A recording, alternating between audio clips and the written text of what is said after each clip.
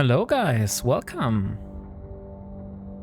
This is day 47 today. And I know that is not my usual schedule. I said yesterday that my next stream would be next Friday, but yeah, I had some free time and my kids are in bed now, so I thought, why not go and do a little ratting session today, since we left off in Nullsec yesterday. Hey, Welsh Delboy! Great you're here! So now you're really able to see how the coercer is handling the different Nullsec waves.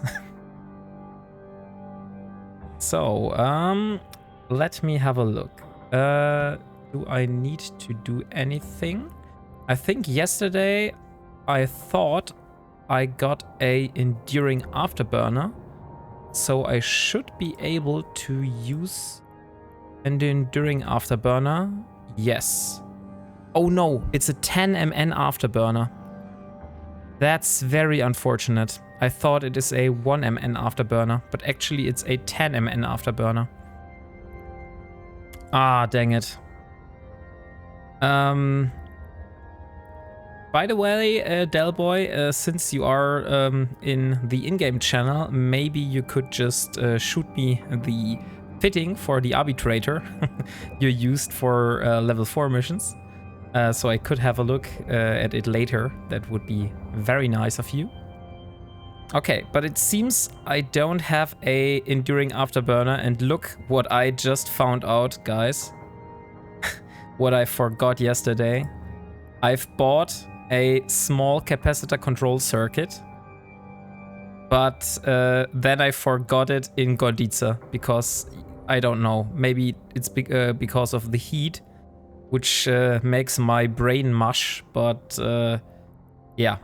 So we don't have the small capacitor control circuit blueprint with us, but we have the rest. So, let's undock and... Oh, wait, you shot it over. Okay, so yeah. So the first thing is I wouldn't even be able to use it because of the CPU.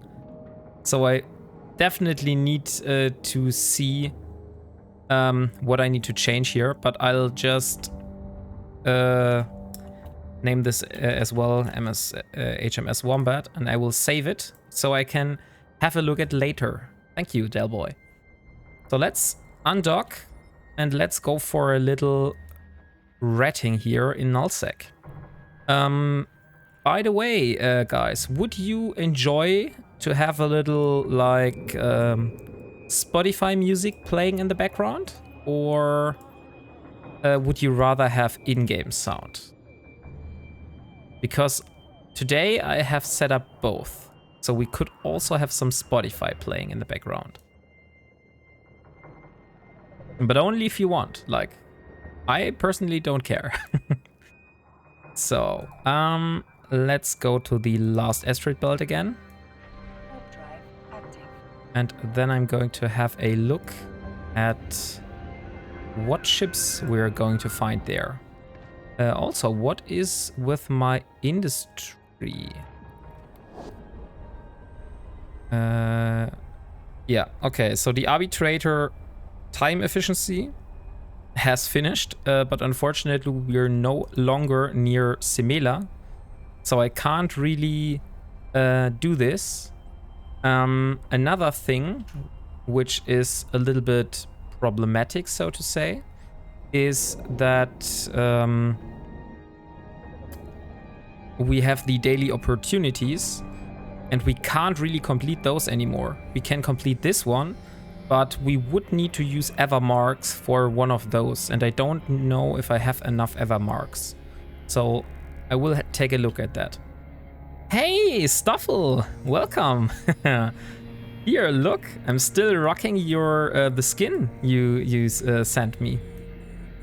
Much appreciated. So, last time I've left off in Nullsec, and today we're doing a little Nullsec ratting here because we want to grind as much ISK as possible. So this is my home system here, like my second home. When I first started with Elara, I went to like HiSec, then I stayed a few days in HiSec until I had my my first frigate.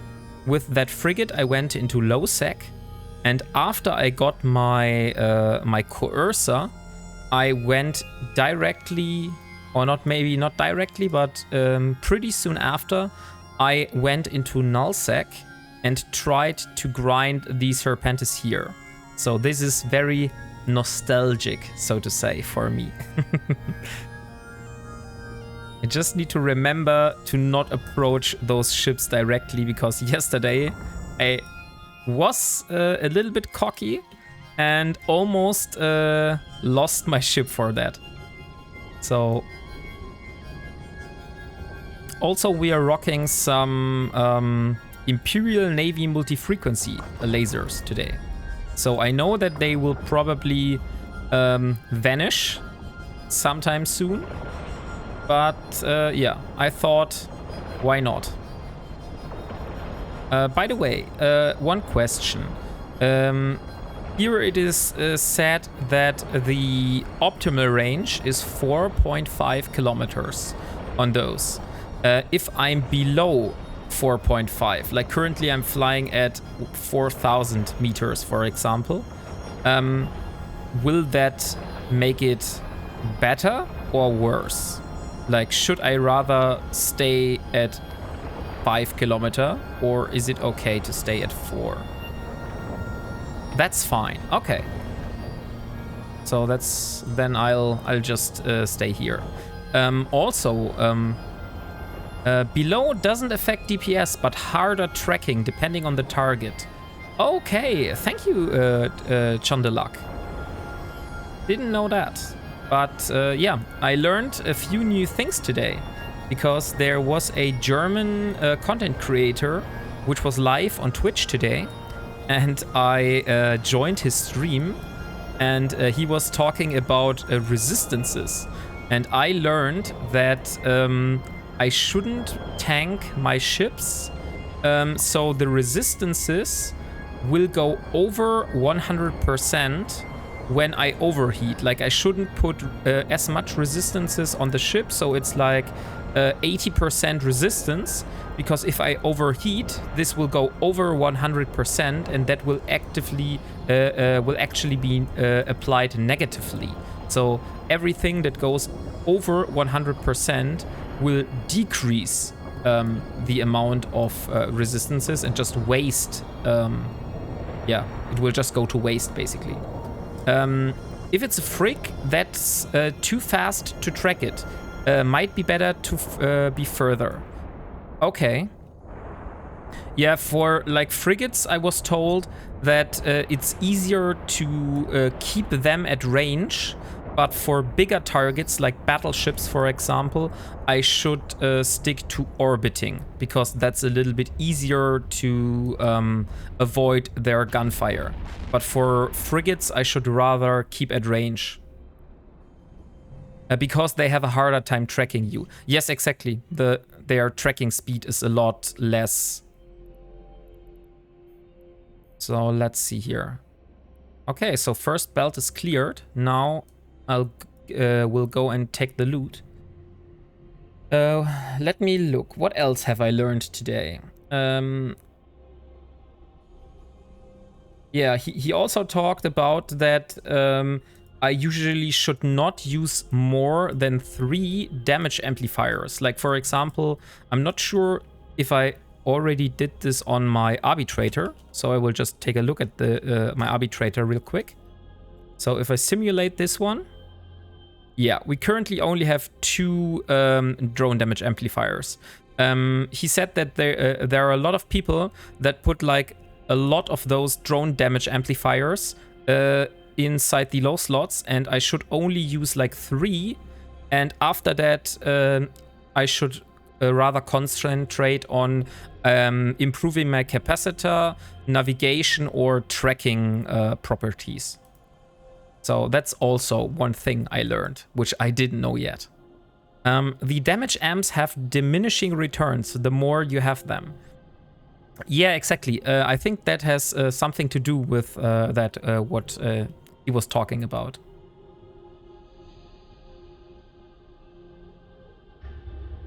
So yeah, that's I learned some stuff today, even while not playing Eve.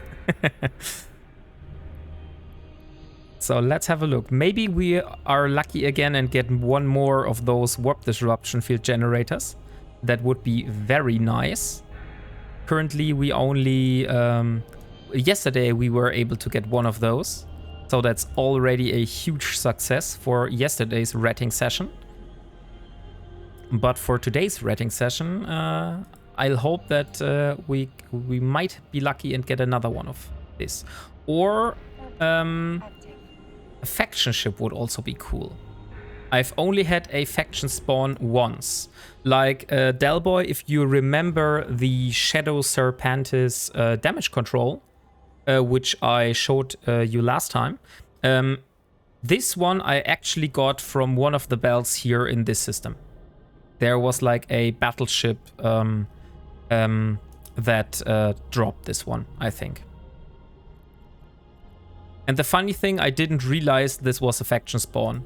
There was like a ship, and I killed it, and I was like, oh wait, crazy. This one ship gave me like 5 million bounty. And then I realized, oh, there's something in the loot. Maybe this was a faction spawn, because there was a Shadow Serpentis damage control in the wreck. So yeah, that's my first faction. That was my first faction spawn. Okay, so here we have some cruisers and a battle cruiser. If I remember it correctly, that one level above your own ship class hits you the best. So the cruisers have the best application on my destroyer. Is that right? I somehow remember this information. Not sure where I got this.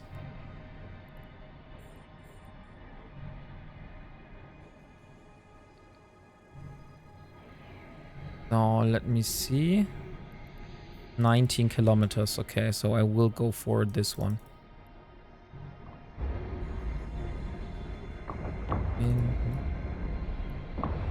Guten Abend, Derek with a Y. And welcome to today's stream. It can be correct or not, depending on how they are fitted. But you can fit a cruiser to delete destroyers, yes. Okay. Oh, I need to use my armor repairer. And somehow the orbiting did not work.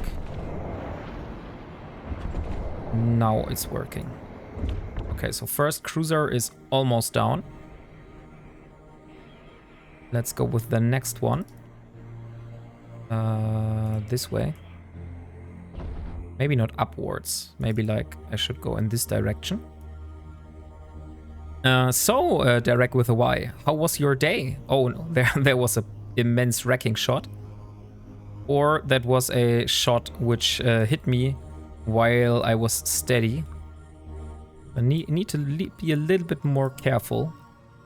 Otherwise, this could end sooner than I had planned it. So we had like a lot of rain today.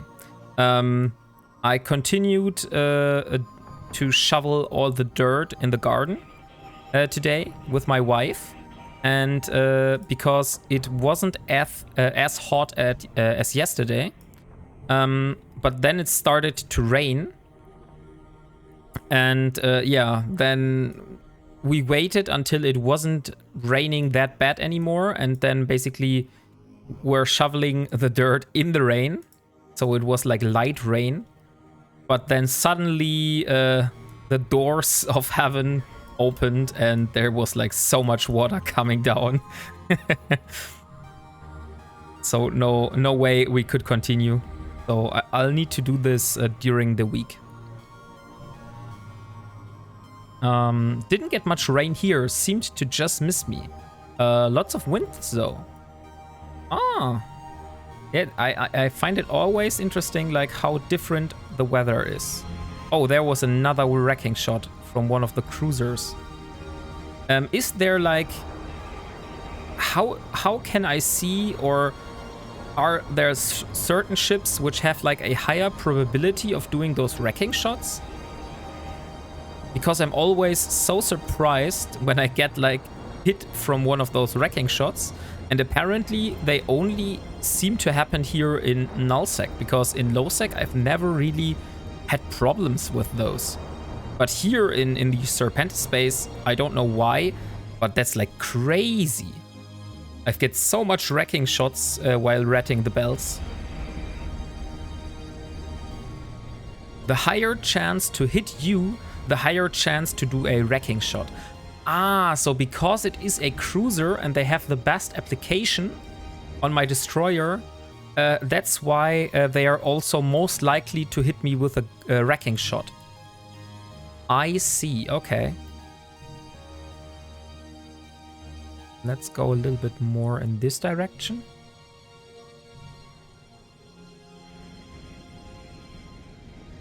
Yeah, nice. We're still... Ah, now he's hitting me, so I need to adjust.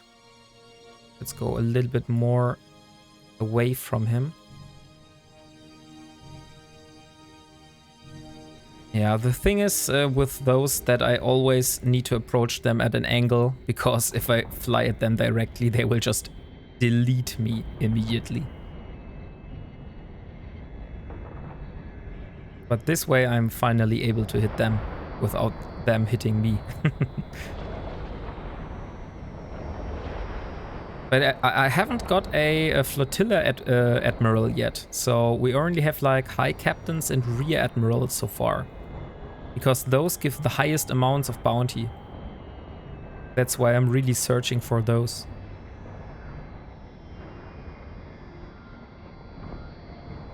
So how long do you think will take until we hit our 400 million mark, which we will need to purchase the blueprint? Because we need like about 600 million.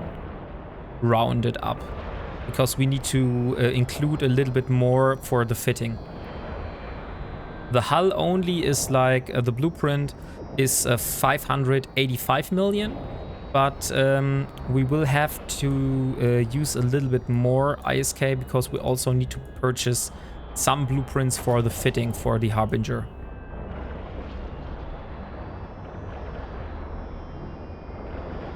Oh, but this battlecruiser really goes down pretty fast.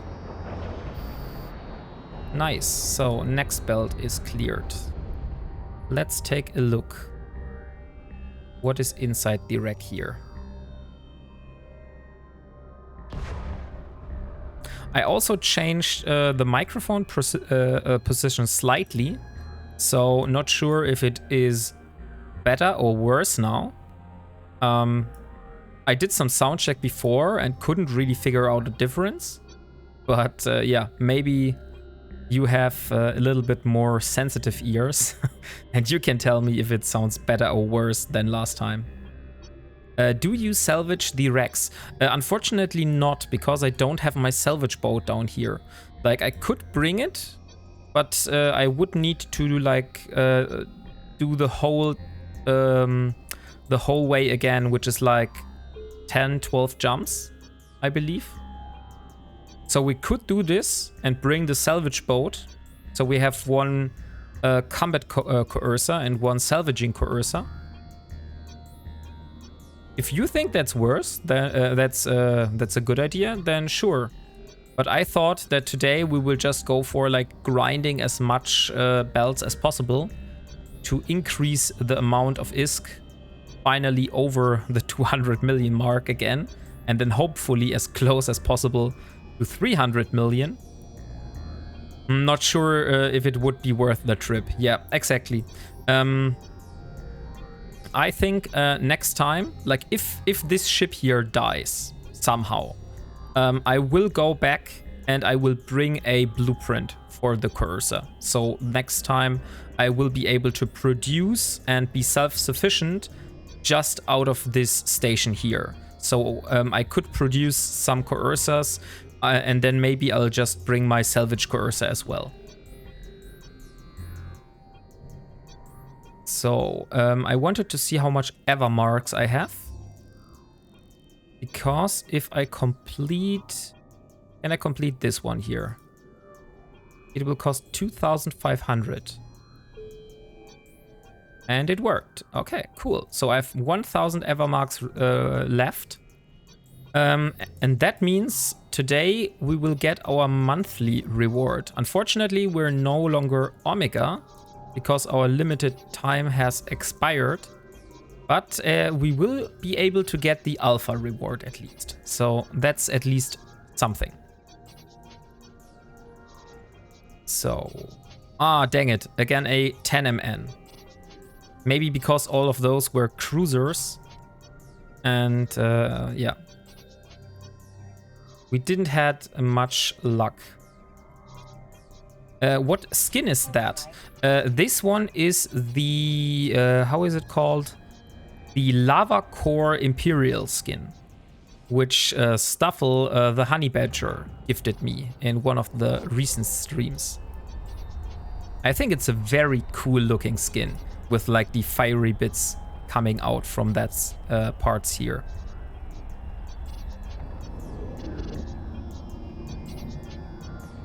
But I also have like the police skin, so if I am bored of this skin, I could always switch back to the police skin, which I have got through Twitch drops in the past.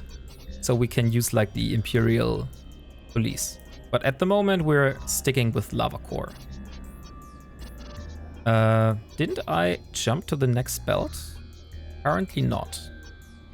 Yeah, very cool. Yeah, I also really like this one. It even has like a little sparkles coming out of the fiery bits here when I'm standing still. At least I saw them. That there were like little fiery sparkles coming out. Maybe I'm able to show you that. We'll see. Okay, yeah. So that's the downside of belt ratting, that you always need to warp through different belts until you finally find something. I'm not sure if I would be able to clear the combat sites. Like, let me see. Those are Forlorn, Serpentis, something. Hubs, rally points. Okay, so Serpentis Forsaken rally points and Serpentis hidden rally points and Forlorn hubs. So let me just look these ones up on the internet so I can see what kind of ships are waiting inside. So Serpentis Forsaken rally point. Because maybe we're also able to do these ones.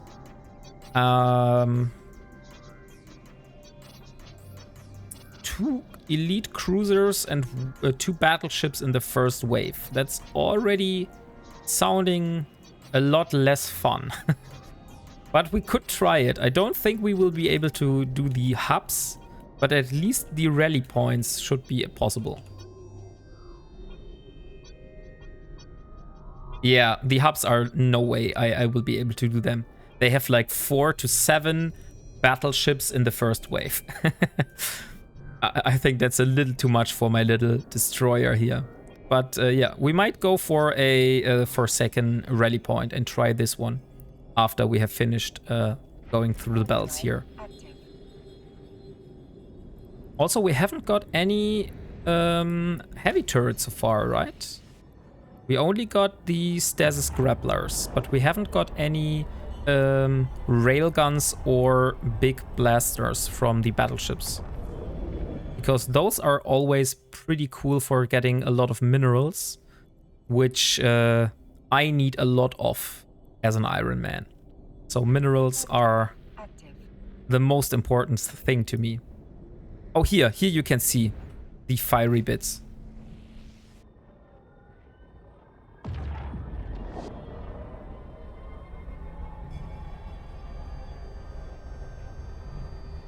Ah, look, 2 destroyers and 1 battle cruiser. So unfortunately no battleships, but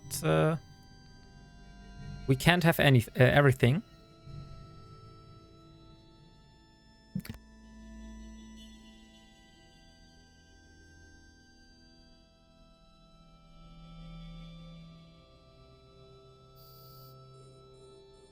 Okay, I need to be fast here, since the destroyers are probably very fast. Oh, nice.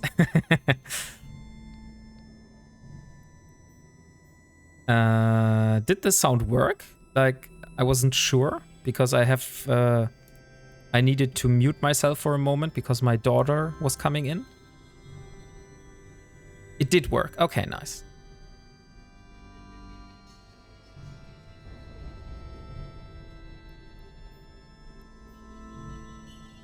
So the destroyers are always troublesome. I don't know what it is about the destroyers, but they do so much damage, and I always focus those the first.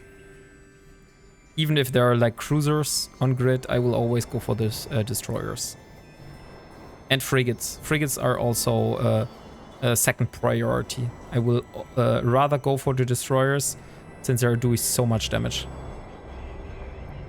Okay, now only the battle cruiser is left. Please move. I should use my armor repairer. And now let's get into his orbit range. A little bit downwards.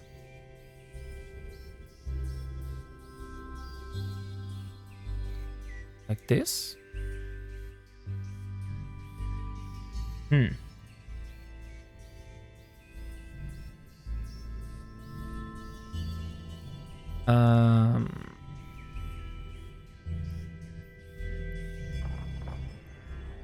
Yeah. Now I'm finally in orbit range.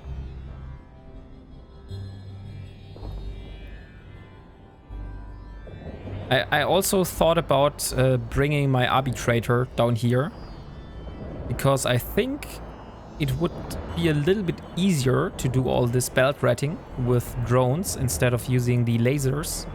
It will be a little bit slower, I believe, because we have a little bit more DPS with the destroyer at being 234 DPS.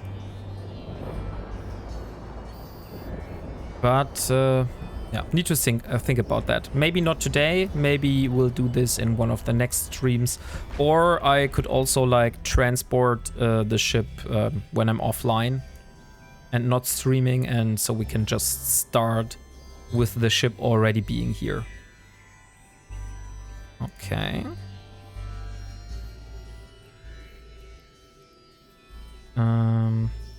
Unfortunately, we are not getting any weapon upgrades. Like, normally it's cool that when you're ratting as an Ironman, you will be able to get like better guns, for example. But since we're ratting here in Serpentis space and we're only using lasers ourselves, we can't get better lasers by killing Serpentis. So that's a little downside. But I'm not sure if Blood Raiders are even able to drop the warp disruption field generators. At least I haven't got any of those from them yet. But I know that somehow the Serpentis are dropping them like crazy. Like I said, I still have, I think it's 18 warp disruption field generators from the time I went to Nullsec and did the ratting here. So yeah, they really drop more frequently here than anywhere else from other rats. It might be that the angels are also dropping them more frequently, but since angel space is not very close to me, I think I'll be better off killing the Serpentis. So, which one are we? We are at belt 12. Now let's go belt 11. Drive active. Did we get our first payment? Yes, we did. Wait, where is our payment? I need to get ISK, transactions, and last 30 days. So we got about 2 million for our first bounty, which isn't that bad. So for like 20 minutes of work, we got 2 million. And this was just the first one. Maybe we're able to get more, since the first one is like not fully 20 minutes. So it could be like starting between the 10 and 5 minute mark, and so it has less time to accumulate. But I hope that with the next payment, we'll have a little bit better payout. Like I'm aiming for 3 million per 20 minutes. That would be cool to get this. Not sure if we're able to hit these numbers, but that's at least what I thought would be a nice number.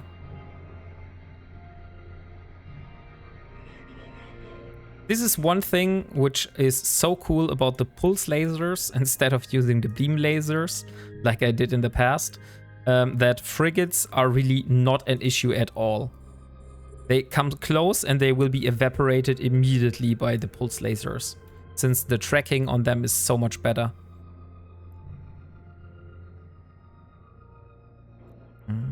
Bed range 2500. I just need to get a little bit closer, otherwise I'm not able to hit them. But if I'm below 10 kilometers, that's basically fine.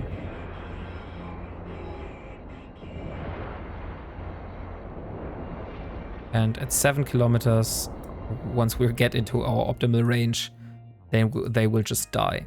Hopefully we'll get a enduring afterburner from one of these frigates here. But we'll see that. So, Del Boy, what have you done today? Did you eat a lot of Jaffa cakes?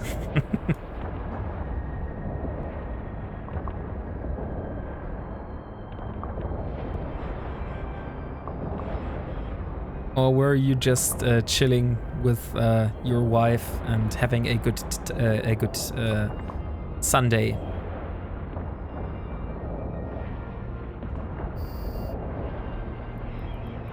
So this one is the closest one, so I will fly to this one here. And let's see what it drops.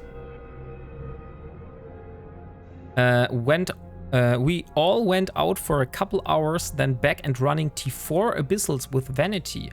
Oh, cool. Which ship were you using for running T4 abyssals?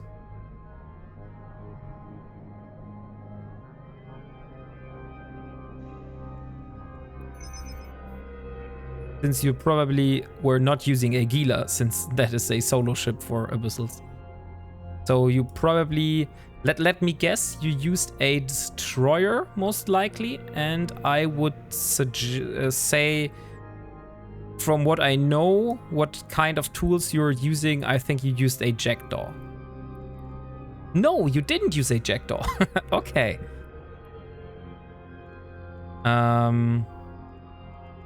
Ah, yeah, I remember you showed me this fitting. But it's like crazy expensive. Holy hell. So much dead space modules on it. Did we get a 1MN afterburner? No, we still didn't get any of those yet. Yeah, like, that's a whole another level of money to spend on a frigate. Like, my frigates are usually around 10 to 15 million, and your frigates is like 700 millions. So There's a little bit of difference. Needs to have them on. T4s are not friendly.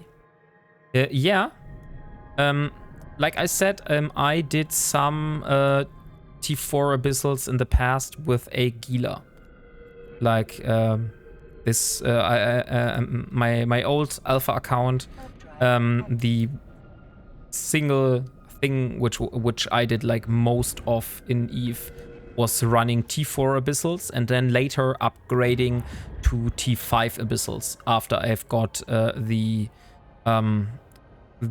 possibility to upgrade to Omega, because it's not possible to run T5 abyssals as an alpha, I think. Or maybe I was an alpha. I can't really remember that. I just know that I spent like a whole bunch of money and on a implant set and also on modules for doing Abyss. But this was like in the time when I just went to the market and bought everything myself. So that was way before Elara was even considered. So let's see, here is our first destroyer. And the next one. Holy shit, there was a wrecking shot. Let's hope we don't get another one. Otherwise, I immediately need to warp. Ah, come on. Repair a little bit more.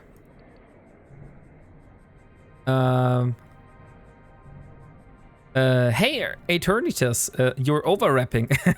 Maybe I was overwrapping. Currently, I'm not overwrapping anymore. Since you see, I'm in a little bit of trouble.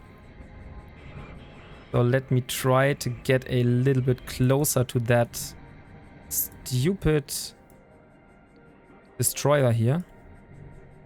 Maybe like that. Now I should be able to hit him.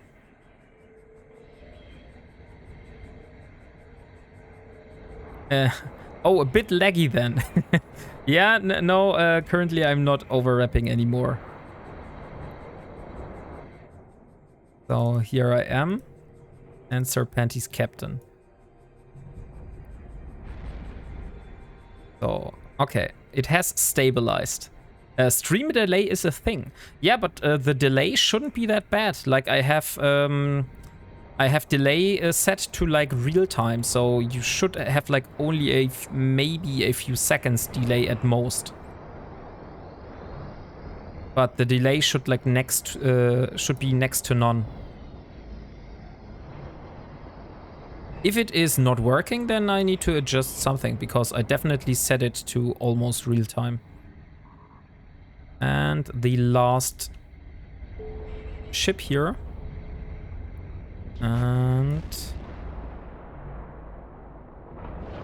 this one is also almost toast.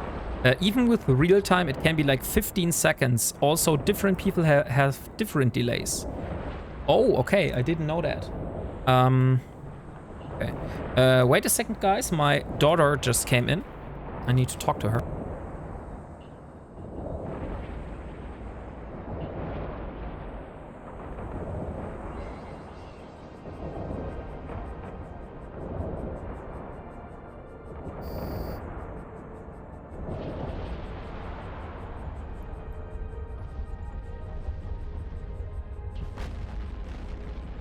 Okay.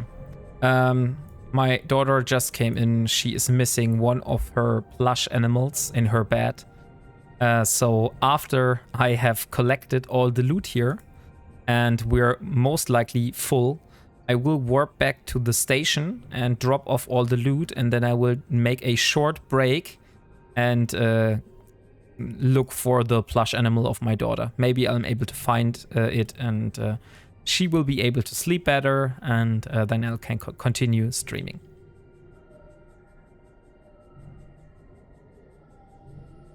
And while I'm away, I will try out doing some Spotify music in the meantime. Okay, unfortunately, my cargo is already full, so I'll just make a bookmark here. And I'll dock and then I'll get the rest of the loot later. So let's stop repairing since we don't need it anymore. Yeah, thank you, Eternitas. I just realized that one myself. Twitch on my TV is delayed longer than Twitch on my PC or phone.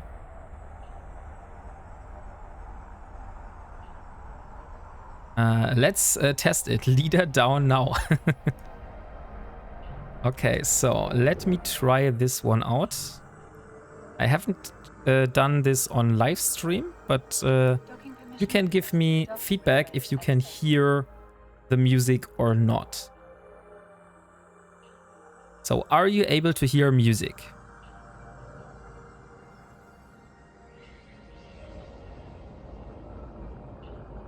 Negative, you're not able to hear music. Let me do it a little bit louder. Are you now able to hear music? Just the Eve music.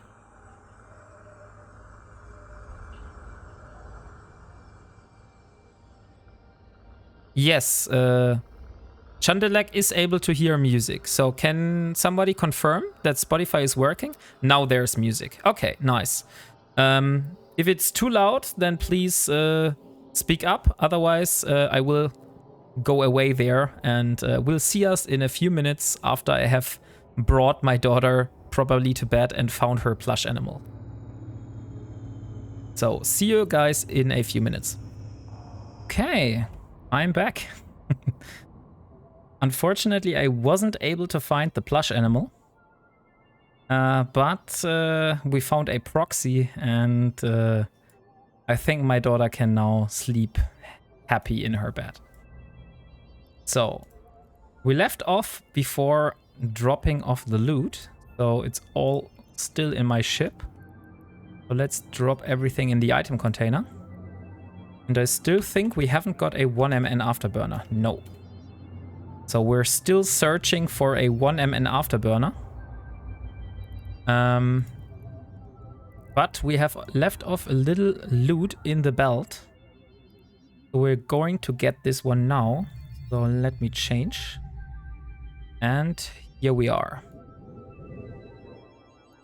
So let's warp to our loot bookmark, which I have set earlier. And let's see if there is a warp afterburner in the remaining loot, which was in the belt.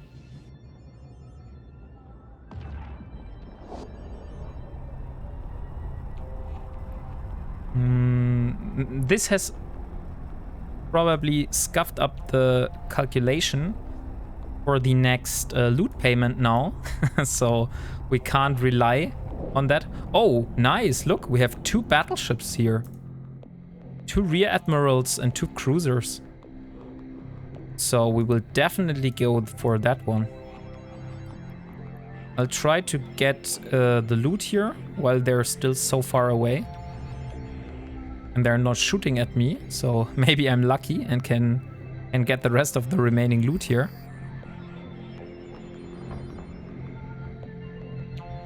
Yeah, currently they are missing me. There is a 1MN, but it is a compact again, so I would need a enduring one. So are they able to hit me now? No, they're still missing me. Very nice. Okay, but this here is coming close, so I can finally try shooting. This one now. While I'm flying towards the other wreck. Okay, now he's out of range.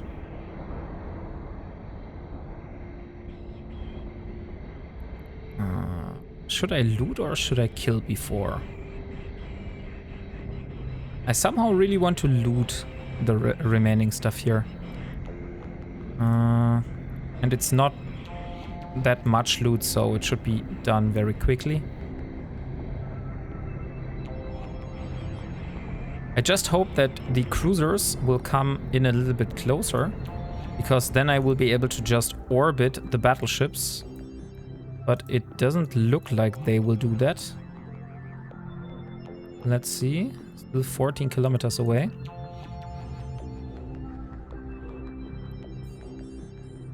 I'll try to orbit this one now.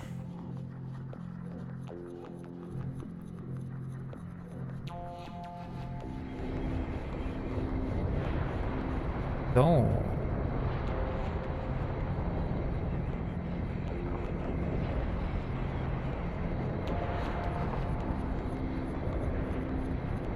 Everything all right? Can you understand me? Can you hear me? Haven't I forgot to unmute my microphone? It wouldn't surprise me. Everything good. Okay, nice. That is always good to hear. Because, yeah, I know myself, and it wouldn't be unrealistic that I would have forgot to unmute my microphone and just was speaking 2 minutes straight without realizing. That has happened before. Let me say it like that.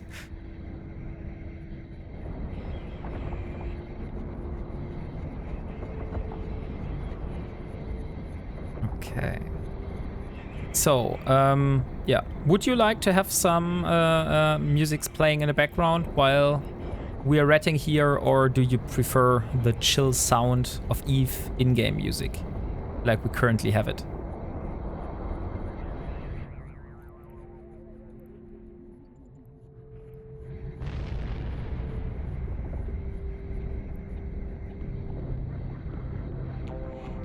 Panthers medium drag. I prefer no music, but up to you, really. You are the streamer, man. Yeah, but like I said, you are the viewers, and for the people that watch the VOD or the recording on YouTube, the music will also be excluded from the VOD. So it's really only for you, and I don't really need music. So if you prefer to have your own music running, we'll just keep EVE music, and then you can have your own Spotify running. If you want to have other music as well. So let's go for one of the battleships now. And we are being hit. Hopefully this will stop once we reach a little bit of speed here. 30, 24. Okay. We're slowly closing in. Maybe this one is not a good angle. Maybe I should rather go like this. Let's do it like that.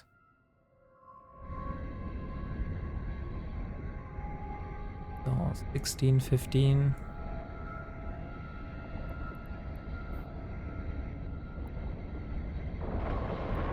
Still not in range. Now I can start going into an orbit. And now we should hit him. Yes. Okay, so those are the rear admirals. Those give also about 950,000 ISK per ship in terms of bounty.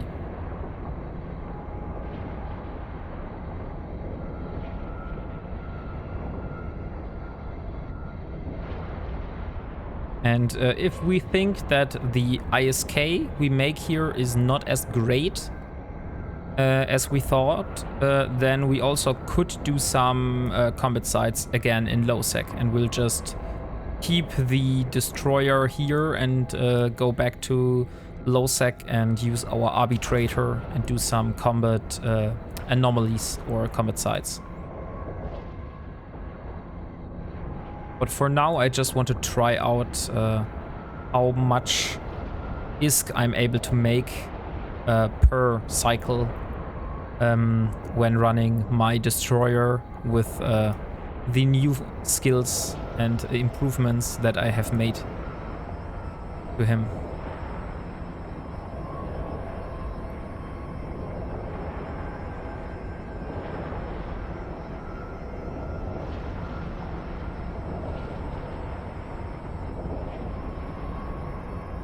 That's what I meant yesterday when I was saying fighting against the armor repairer. Those battleships have like a extremely strong armor repairer. And it's always a fight bringing this one down. So currently it's working good, but yeah, now it activated again. And that makes this whole process a whole bunch slower. Like, I believe if you're doing that with your Marauders, when you're running L4 missions, Delboy, that you don't even realize that you have this. But with the Destroyer here, I'm really working against those armor repairers every time. At least you don't waste ammo with a T1 laser. Yeah, but I am burning out my faction lenses here. So that's also a negative. They don't survive long. Yeah, that's what I thought. That with your Marauders, probably battleships don't feel other than cruisers for me. The bounties are worth it though. Yeah, that's why I'm doing this. Because killing one battleship still gives so much bounty, then it's way more worth than killing a bunch of cruisers in the same time.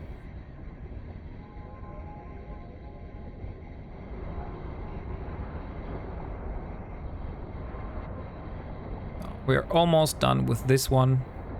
Now we just need to go through another battleship again. Which is, come on, 50 kilometers away. Hitting a battleship in a destroyer is pretty good though. Yeah, it took some time. Like, I was really struggling at the beginning of Elara's series because, let me show you this real quick while we're on our way to the next battleship. You see here, when I first started the journey, I didn't have those here. And I was running out of cap by the minute. And so I really had great struggle fighting against those battleships because I was running out of cap while shooting the battleship. Since if at the moment with those rigs here, I can basically have my armor repairer not running, and I can have all my lasers running, and I'm cap stable with the rigs here. But before I had those rigs, I was running out. My skills were even lower than that, so I had like 3 minutes or 2 minutes of shooting before my cap would run out, and that meant I needed to cycle my my lasers. So I would do like 3 or 4 shots, then stop for a minute, let the cap regain, and then do another 3 or 4 cycles. So I have to manage my lasers like controlled bursts. And yeah, this was like the beginnings of Elara. And then finally, after I had enough salvage to produce those rigs, I went for that. And at first, before I had the rigs, I was also using a NOS. So to beat or to battle the cap issue, I was using a Nosferatu in one of the high slots. So I had it like one turret here was not shooting, and I had a Nosferatu in here, and I would need to be inside the range of the Nosferatu and having only 7 turrets shoot. And this was how I was able to kill the battleship, because otherwise it would drain out my cap faster than the battleship was dying. So yeah, that was a real struggle at the beginning. At the moment, it's like, it's a lot more chill than before. Now I can just fly here and shoot and don't need to worry about anything.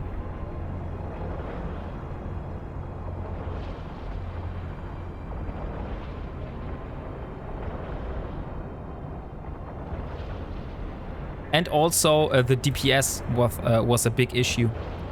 Because you see now I have all the different supporting skills, like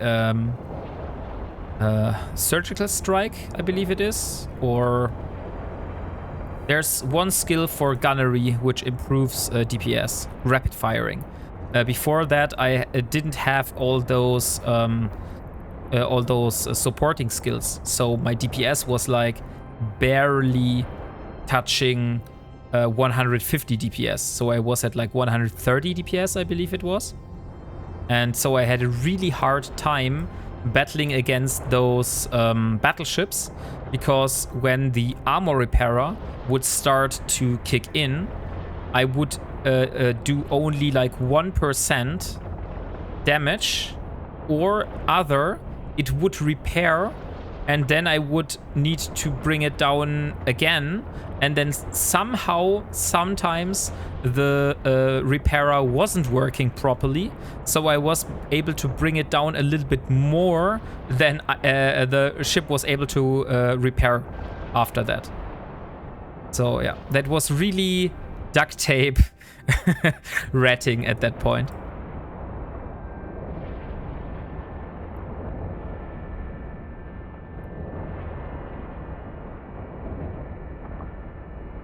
But I'm so glad that we finally are out of that phase, and has happened so much since that point.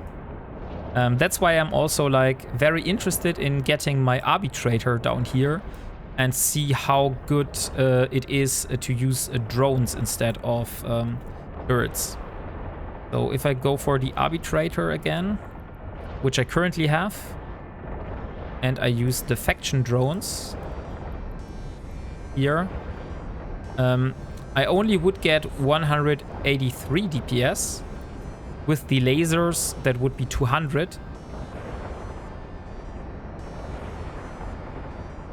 So I'm not sure if I would even be able to break the tank of those battleships. But yeah, that's something I need to try out.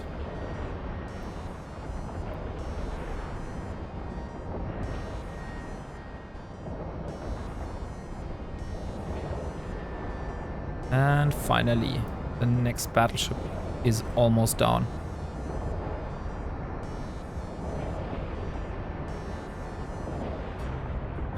By the way, let me have a look. Do I have a skin to give away today?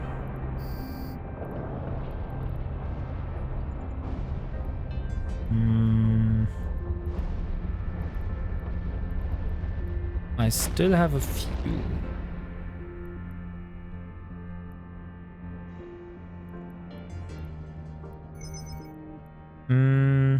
You want a skin? Sure. If you want to provide another skin, I'll be glad to give this one away as well.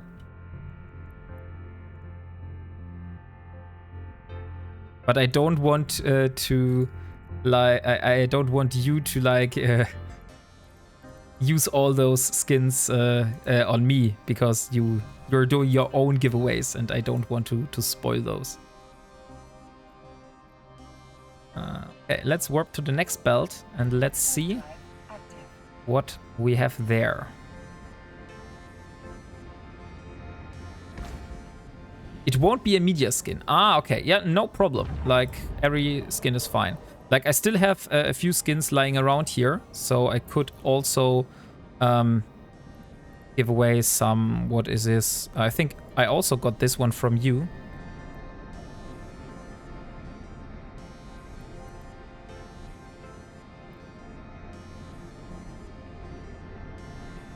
Okay, a few destroyers and a battle cruiser. I want to have a look at this one here. Oh, this is also not looking very bad.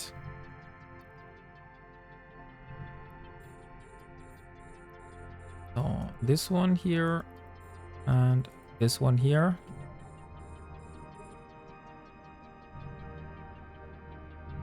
Come on, little destroyer.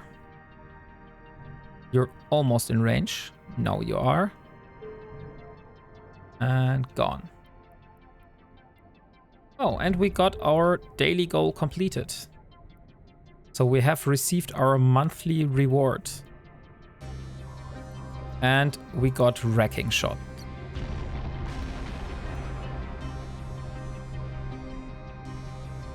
I think that one was the squad leader.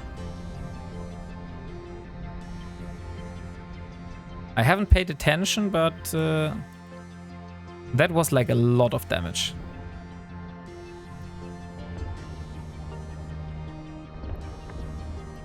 How far I am? 17 kilometers. Okay.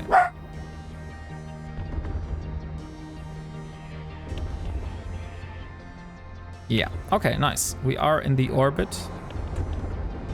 So this one should also die pretty fast. Yeah,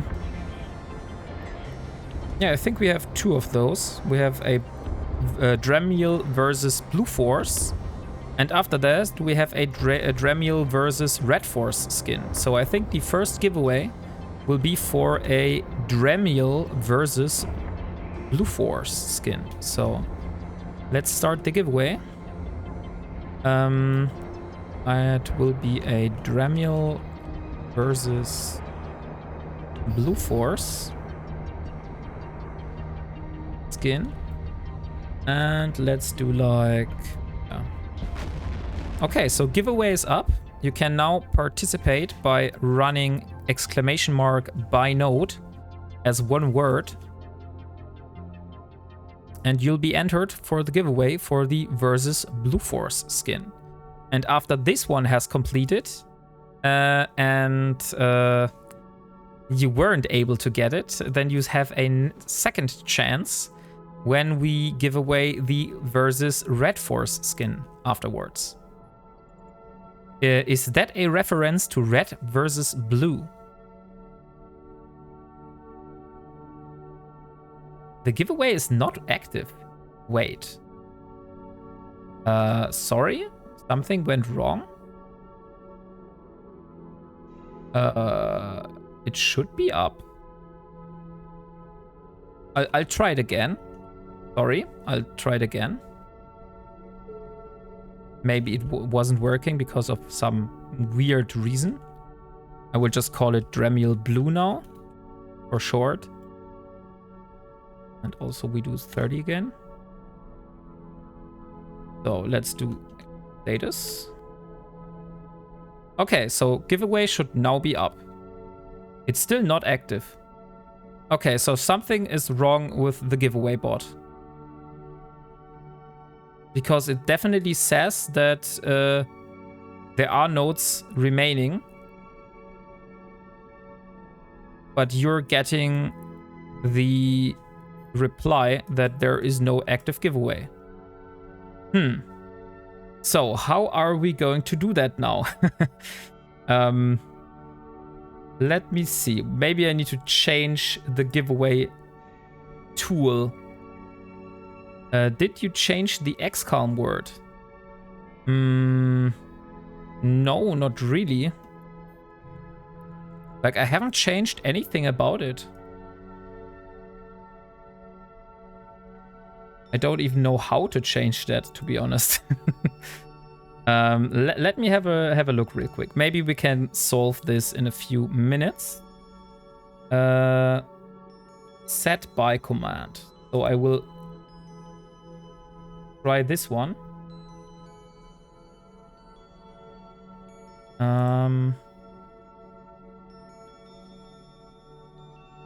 Where it is. Here we are.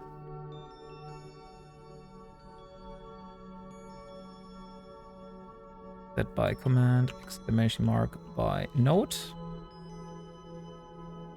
Yeah, that's a good call, Delboy. We will do this exactly like you said. And I will just mod you. And so you're able to fix this if you want. Since I am not able to do that right now. Wait, somehow. Or is this not working? No. Okay, so mod the Bellboy. So here you go.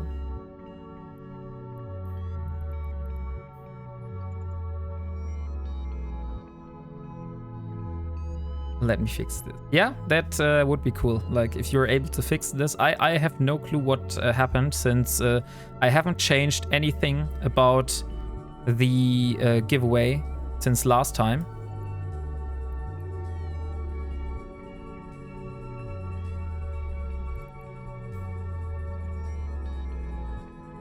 That is really odd. But if you use exclamation mark status, then you see that there are actually nodes giving away. Oh, look, there is another giveaway still running. That's funny.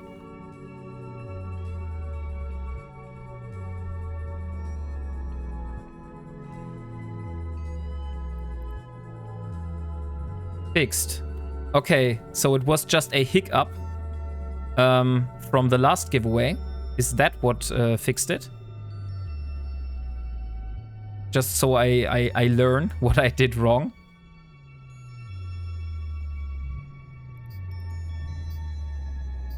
Already had an active draw. But I did draw the winner last time, right? So the draw should have been over. Or do I need to do something after I did the draw? Usually I just do the draw and then I start a new giveaway. Sorry guys, went into tech mode a second. Let me have a look. Okay, next belt. Oh wait, we are almost full. So before I go to the next belt, I will warp back to the station and I will drop off all the remaining loot. Since we already have a lot of those again. Oh look, there we have a 1MN enduring afterburner. This is exactly what we were after.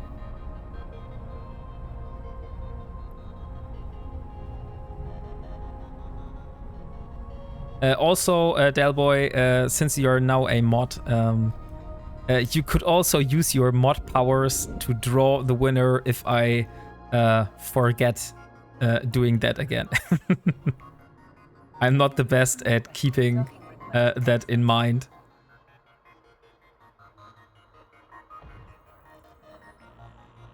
So, let me know what you need. Yeah, sure. That's... I'll do that. Okay, so first we have a 1MN enduring afterburner. And this one will make it possible for us, let me show you, to have... what was it? The standard ones? Or was it with this? No. Something I did last time, which involved a enduring one. I think it was using the standard lenses. Standard. 8 minutes. Or was it the normal multi-frequencies? Stoffel is also a good mod. Sure, like, I have no problem modding you guys, since I trust you. So if you want, you can do a little bit of modding so I can concentrate on my stream. So, wait, what happened there? Hodger. Badger. Here you go. So, here you go, Stoffel. That's the point of having mods. Yeah, you might notice that I'm new to that whole thing here, and that's why I usually had the tag new streamer on my streams, since there's so much stuff which I don't know yet. And okay, yeah, cool. So I can concentrate now. That's don't ban me. if you need like any specific commands, I know that there are like specific stuff which I can enable in stream elements and set that at as like a mod only command. Just tell it to me, and I will do that so you can so you're able to make what you want to do. So I wanted to go to belt 7, I believe. So this one here. So let's see. So far I haven't got a single one of those warp disruption field generators today. So they are hiding. But you know what I just realized? We have hit our goal of getting above 200 million. We already got 206 million ISK. So I need to change the goal for the side goal. Hey! Thank you for following, Chandelek. That's really good. Yeah, I just need to get another side goal. So let me think about what kind of side goal would be realistic. I think 250 million should be the best.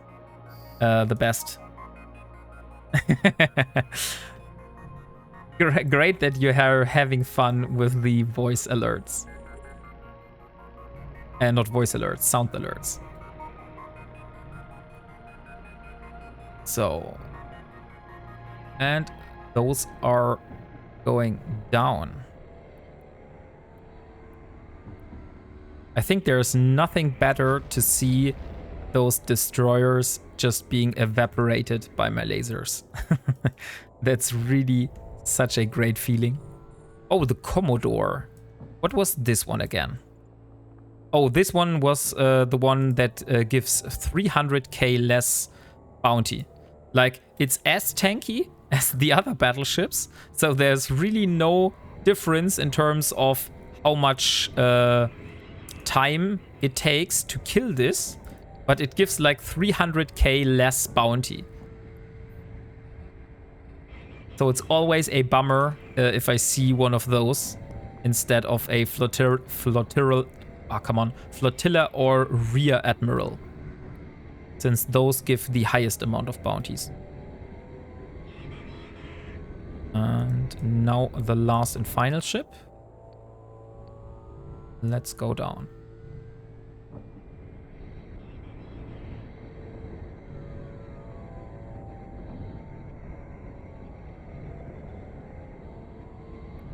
The cool thing here in this system is, although this is Nullsec, and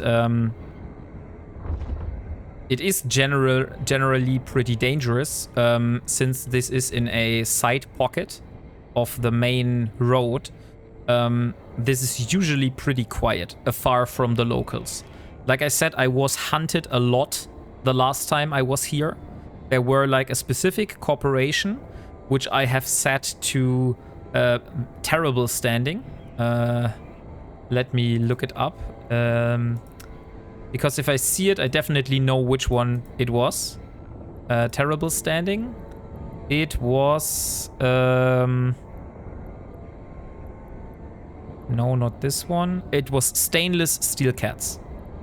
This corporation here was hunting me like crazy. They were trying to set up bubbles between the bells I was trying to farm and the station I was warping to with a Tech 1 fitted coercer. So I don't know if they just did it for fun, but they were like really, really desperate to kill me.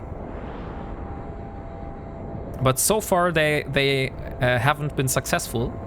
So this is still... I still haven't died a single time in this system here.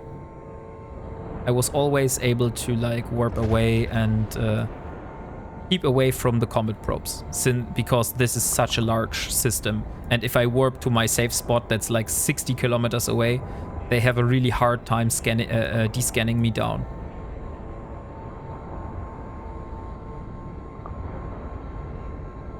Oh, the Serpentis Commodore actually went down a lot faster than the other ones.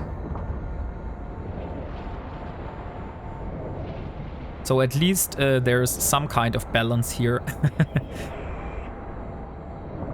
Since that one gives a lot less bounties. So I think after the next 2 cycles, like in 40 minutes, we can do a little recap.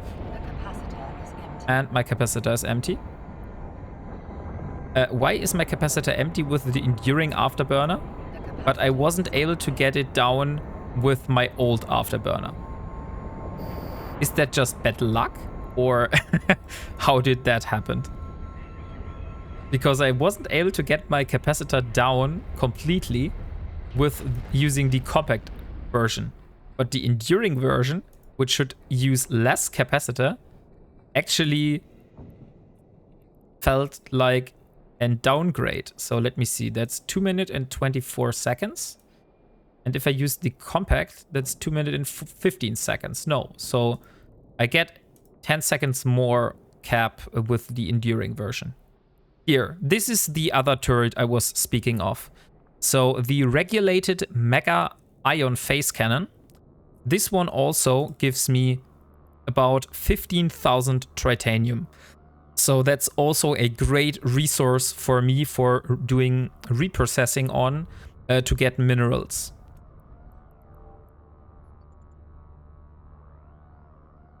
Now let's get the next one. Like I said, if we are finished with all the belts once, I will try and do some rally points. I'm not sure if my coercer is able to handle those. But we'll see.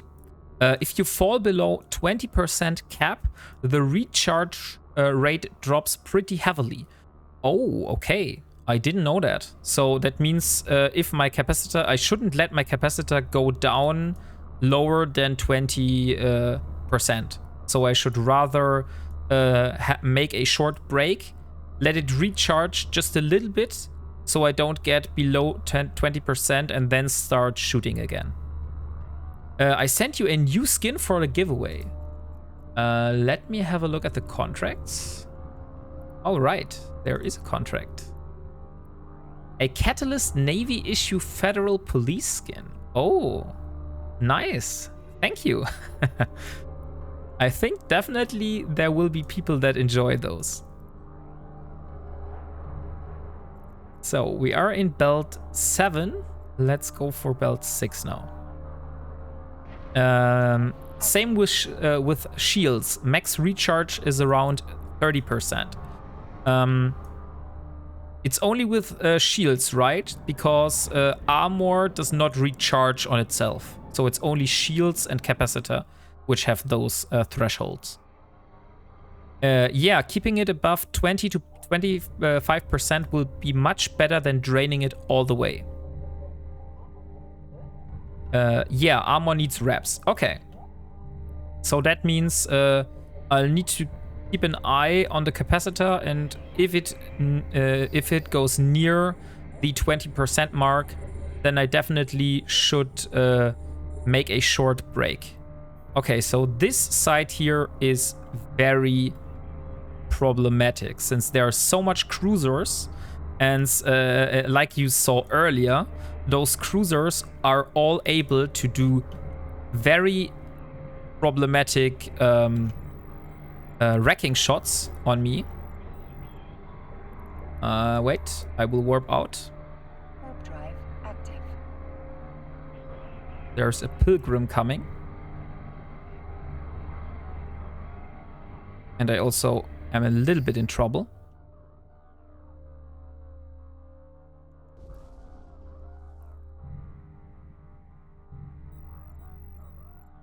Just want to see where this one is going.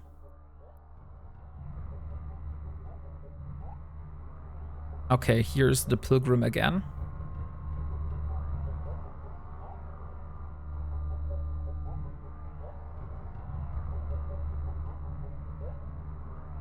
Okay, so it's sitting on the gate. I see. Now it's gone. Okay, so it's out of the system again. Then let's go back to the belt. Warp drive Was it active. 6 or 7? I believe it was 7. Warp drive active. Oh, there's an ad coming. So, see you guys in 90 seconds. Hopefully I'm not dead when the ad concludes.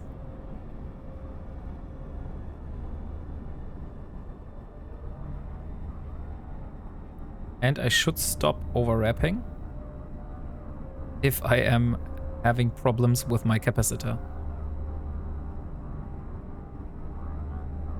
Okay, so it was not belt 7. So it was another belt. Let's try this one instead. Warp drive active.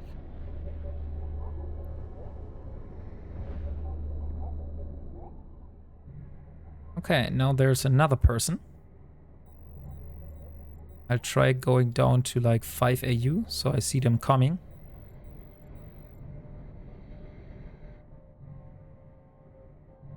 That's a legion. Okay, so that's probably not a good thing.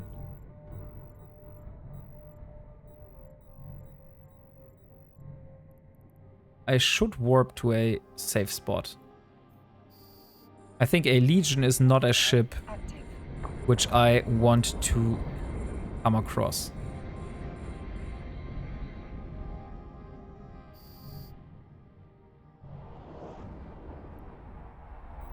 Since that ship is also able to cloak, so he could sneak up on me.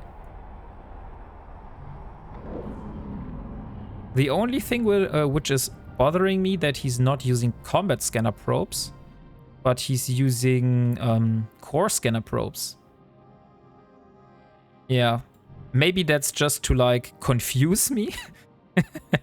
Core scanner probes are for anomalies, but can't be too safes. Maybe looking for wormholes. That could be possible. I'll try to have a look at this person on local threat, so I can see what they're doing. Okay, so this person is not really a PvPer. They have a few PvP kills, which are mostly in Amazon, by using a Praxis battleship. No, they're in a fleet and hunting down ships in Amazon, or they are inside Tenerifis or Geminate and are going for other people, but they're not particular going for anyone here in the systems. But they just lost an Astero not far from here. Oh, there's Liza Potliza.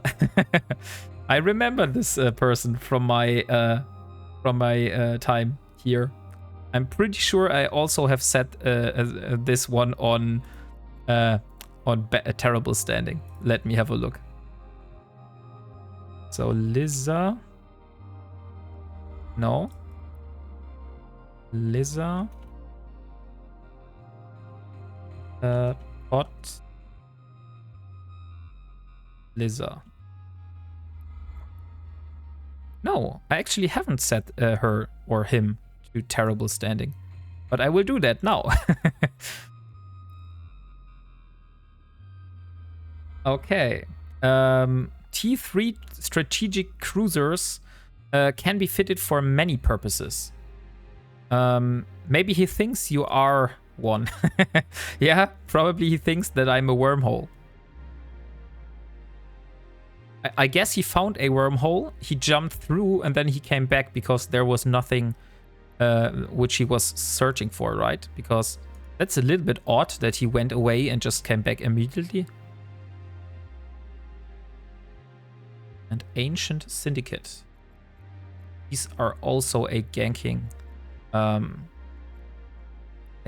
group down here called Ancient Syndicate. Yeah, this corporation here.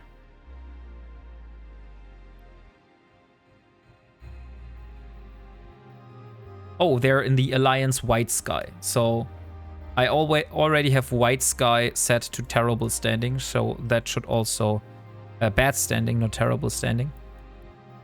So that should also have set those to bad standing. Oh no, that's actually my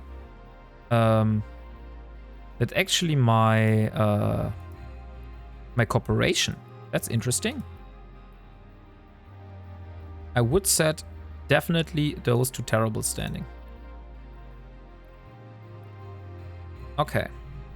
So now the T3 strategic cruiser has left the system again, and we're back to the other person, which was here before. So I would let my guard a little bit down and warp back to one of the belts. Let's see. Maybe he did that. Could be the wormhole combat site hunting or such. Yeah, that could also be possible.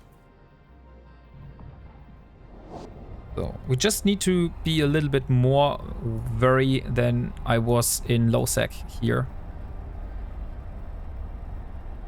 That's why I also have all those people set to terrible standing. So I immediately know if one of those enters my system. So let's go with this one first. This time I will overwrap because I know that I will forget to activate my rip. I think you saw Pilgrim on D-scan for a sec. Yeah, because the gate is not that far from my current position. So that's why I saw the Pilgrim on D-scan before he left the system. Because the gate, you see here, is just 200,000 kilometers away from me. So it's less than 1 AU.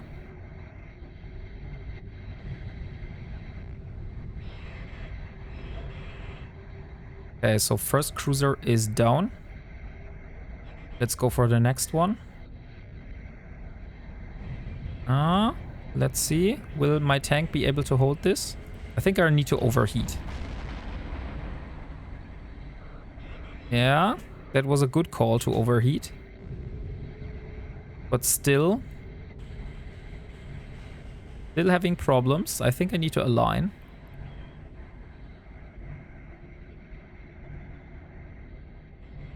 Or maybe I'm able to make it. Yeah, looks promising. Now only one cruiser left. So let's go in this direction. And also stop overheating. That was a wrecking shot from the defender. Like I said, those wrecking shots are really problematic. If there are so much ships here, the problem is not that I'm not able to tank the damage, but the problem is that the possibility of getting a wrecking shot is so high, and if multiple ships at the same time, or each one close after each other, land a wrecking shot on me, that really brings me into big trouble.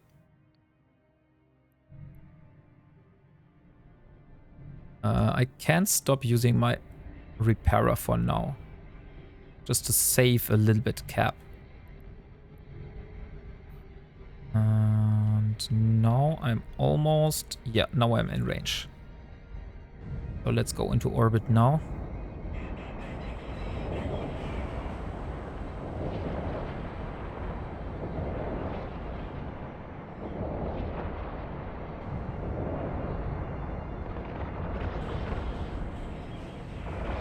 You guys remember the time when they changed the colors of the lasers somehow? They were suddenly no longer white, but green instead. Like really bright green. That was like very interesting and very funny. Never have seen something like that.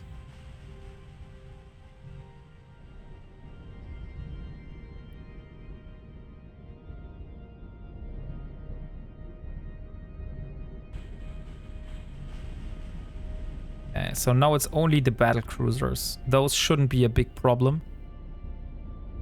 So I guess I don't even need to use the repairer. Yeah. Okay, first one is almost down. Already in hull. And I'll orbit the next one.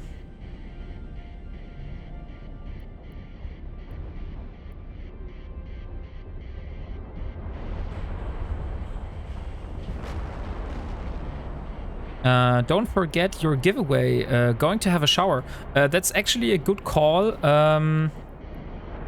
Yeah, why not? We have 2 more minutes. So if you haven't entered the giveaway already, use !by node to enter the giveaway for the Versus Blue Force skin for the Dramiel. And you can draw the winner on in 2 minutes from now. Oh, you weren't part of the giveaway yet.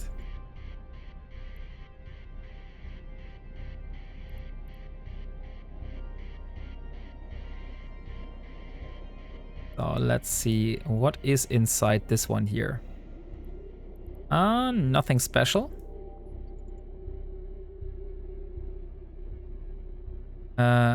If I win, I will re-roll. Oh, nice! We got a enduring warp disruption field generator. Perfect. This was just the module which I was after. So now everything was like worth it already. Like even if we don't get any good loot or any good modules, this one already made up for it. So what has this here? And then we have 2 more wrecks.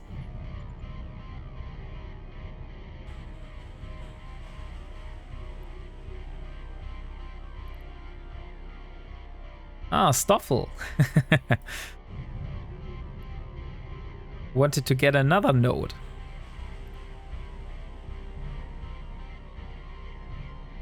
Okay, Del Boy. Or Stoffel. You can draw the winner if you want. Just making sure.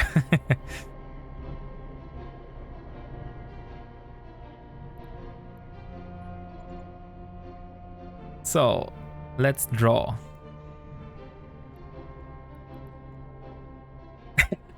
Now is the question: if you draw and you win yourself, shouldn't you redraw the winner?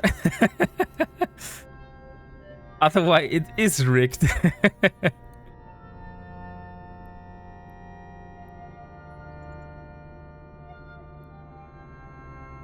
Okay, Stoffel does a redraw. If you win a second time, that's actually funny. Oh yeah, congratulations, Chundelak. So please give me your IGN so I can send you the skin.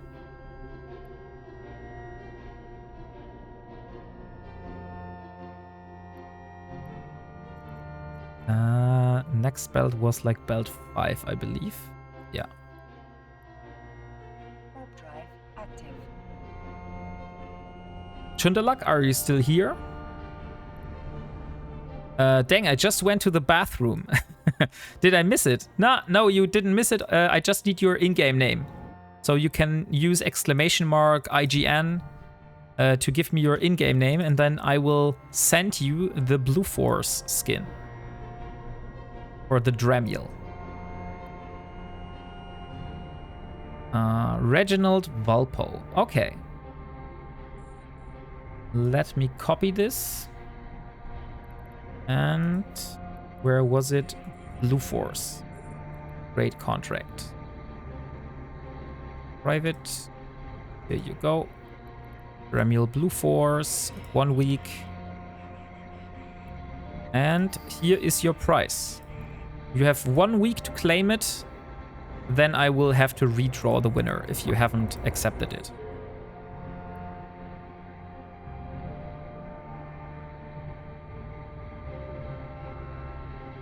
Yeah, you're welcome. So, let me see. So, Delboy, you can go to the shower, and later we will give away the Red Force skin. Hey, Lucas! Welcome! Great to see you. So, how was your day?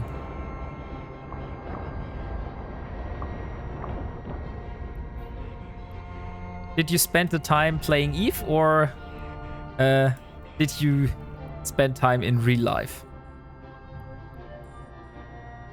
I was shoveling dirt in the garden again, although it was raining at my side. So it was a little bit interesting, but yeah, I think we need to shovel a few more days, and then we finally are able to get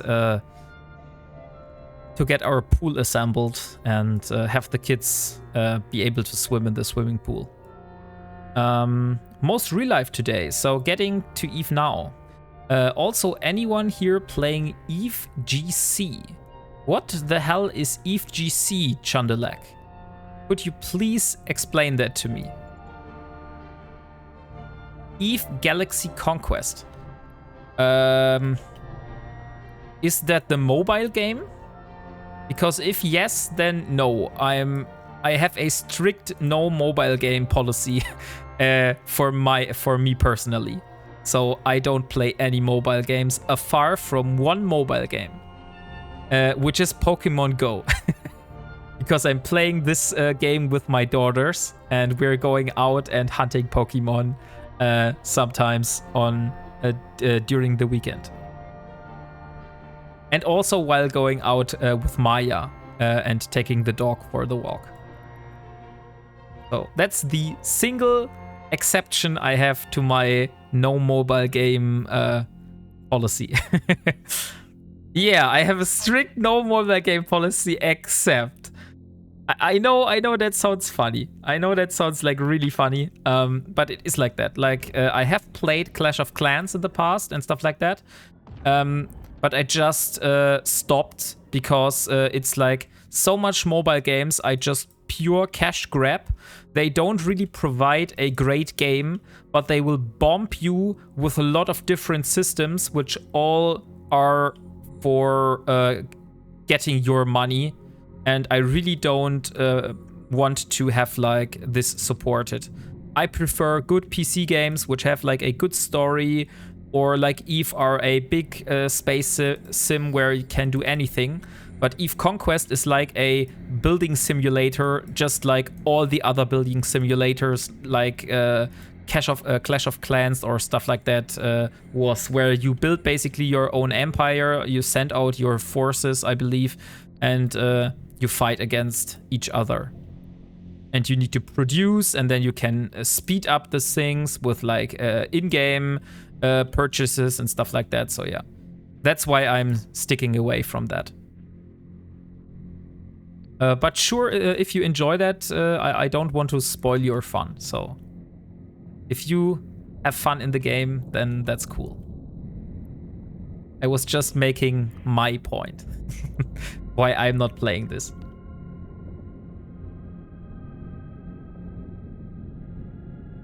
Mobile games with microtransactions are designed to milk the public. I hate them. Yeah, exactly. Like the whole freemium model, which most of mobile games have. And also like a lot of those free online MMOs, where you don't pay like a monthly fee, but rather the MMO is free, but then you have to pay so much to actually stay ahead of the curve. And I really try to avoid such games. So I'd rather pay a monthly fee than having to pay for staying above the curve. Oh no, I respect that. It's probably the smart thing to do. Yeah, might be. Not sure.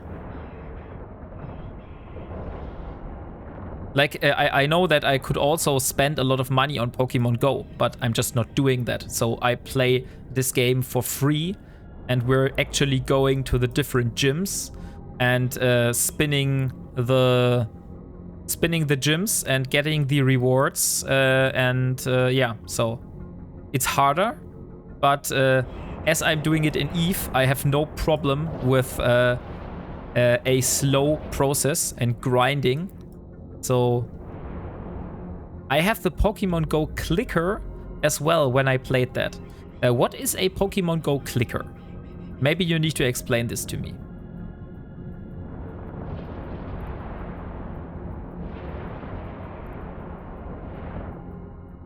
Because I haven't heard of that term yet.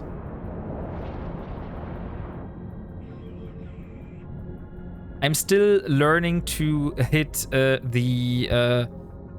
what it is? Great? Yeah, good. There's good and there's great. And then there's excellent. And I'm currently trying to learn to always hit great when I throw. So that's one thing I'm still not very good at. You can search for Pokemon Go Plus. Ah, okay. So it's the paid subscription for Pokemon Go, I believe.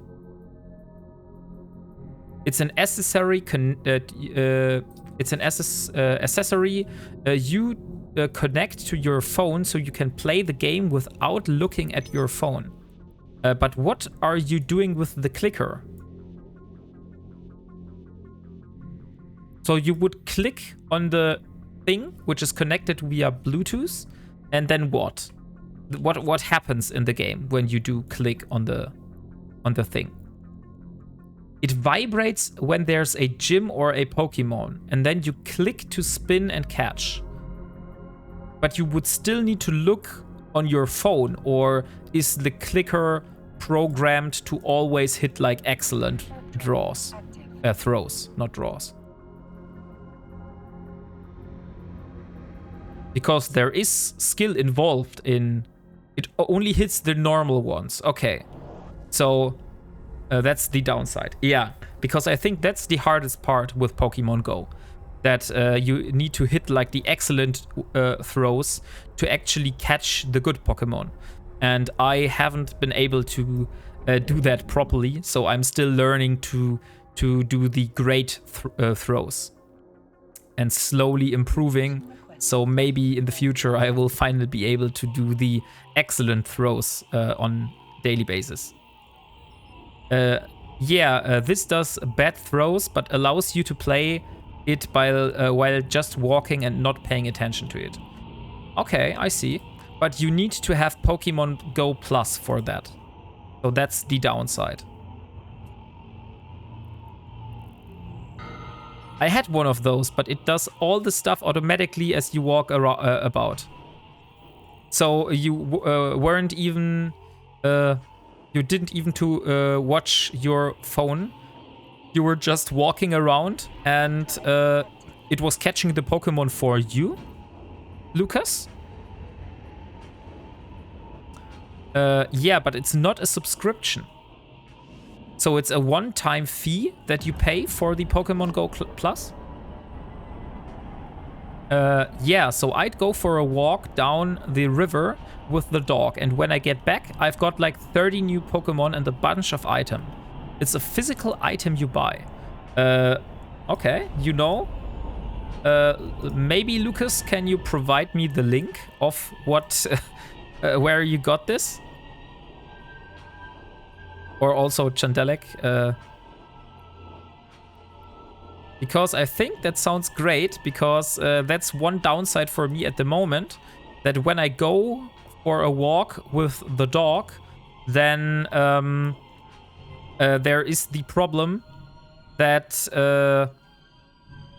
I always need to pay attention to my mobile phone, and I really don't want to, because I want to pay attention to my dog when I'm going out with a walk. There is two, Pokemon Go Plus and the Pokemon Go Plus Plus. Plus, okay.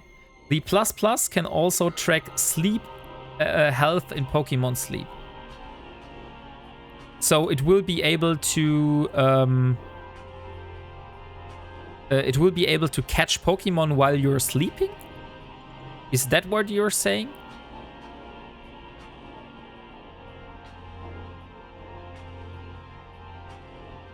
Are links still enabled? Yes, those are still enabled. You should be able to post a link.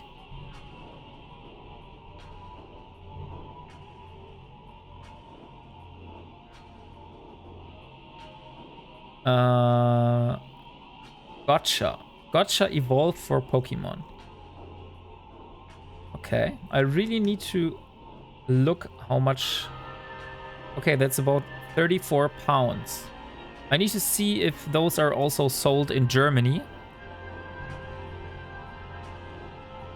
Gotcha is a third-party one. I would not recommend. It is possible to get banned for using it. Okay. So Pokemon has a policy for not allowing third-party equipment. Never heard of people banning for it. Yeah, I mean that's a two-sided blade. On one hand, if Pokemon really does not allow third-party equipment and says it's against the toss, then probably there are a lot of people which are not getting banned for that actually, but they could always revert to that and say, Elabadge, now we always said it was banned, so you did this on your own risk. Some big local players did get banned for it. It uses a Pokemon Go app API to work, so it'd be odd if they were still for sale if outright banned. Yeah, and also if they use the official API, they can't really track that it is used from Gotcha. Most people that get banned are messing with the GPS. Yeah, that could be possible, that those people were trying to do to get like themselves an advantage over others. That sounds like something which is relatable, which they would ban for.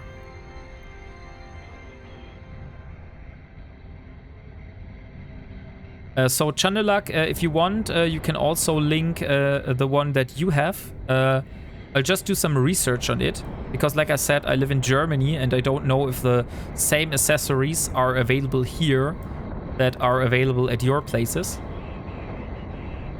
It fakes being an official Pokemon Go Plus, but it shares keys with them between many users.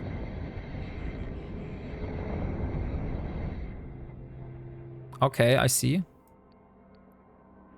So that's why it violates the terms, because it basically goes around the limitation of the Pokemon Go Plus.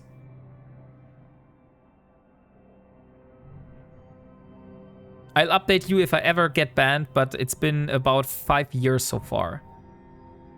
I would just look up the name Pokemon Go Plus in any online or local electronics store. Sure, I'll do that. But I also have a look at the Gotcha. Like, if you say that you were using it 5 years ago, like, I don't have any crazy rare Pokemon or I have spent any cash on the game. So really, if they would ban my account, I would just start over again. Because, like I said, I don't have any special Pokemon so far. Just the usual stuff that you get around your house. I don't really do raids because I don't have friends. And that's why I'm not really able to do raids. So, like I said, I'm only going around with my kids catching Pokemons. There was an event not long ago where you had like a Pamo Pokemon, like a mouse Pokemon, and we went for a walk to get the sweets to actually level this one up to the and evolve it to the next state. I remember that one. So that was like a whole week of walking. I have over 300 shiny ones, some event limited ones. Not full, no full stat one shiny yet. Yeah, this is one thing I learned about, that you actually need to pay attention to the what it is called, to the stats which show when you click in the settings. I don't know how the option in Germany it's called Bewertung, but I don't know how it is called in English.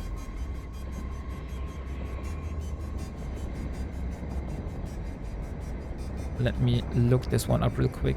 No, it's not evaluation. Appraisal. It's called appraisal.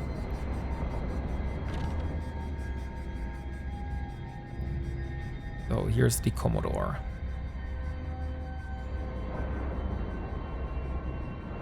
You can also put stuff like 3 stars into your Pokemon filter to show good stat Pokemons.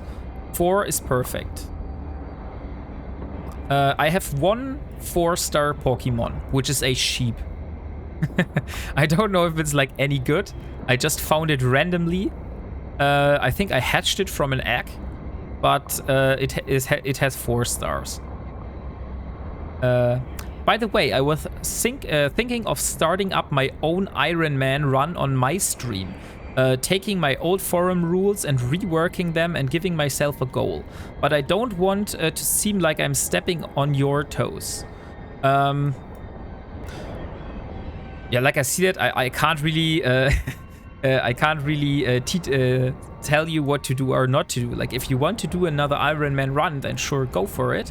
I would just ask you maybe not to stream at the same time than I do it. That would be the only thing which I would ask you for. So that would be like Friday and Saturday, 7 p.m. Eve time to until what it is, 10 p.m. Eve time, something like that. Not sure if that is possible for you. So that would be like the only thing I was would be asking for.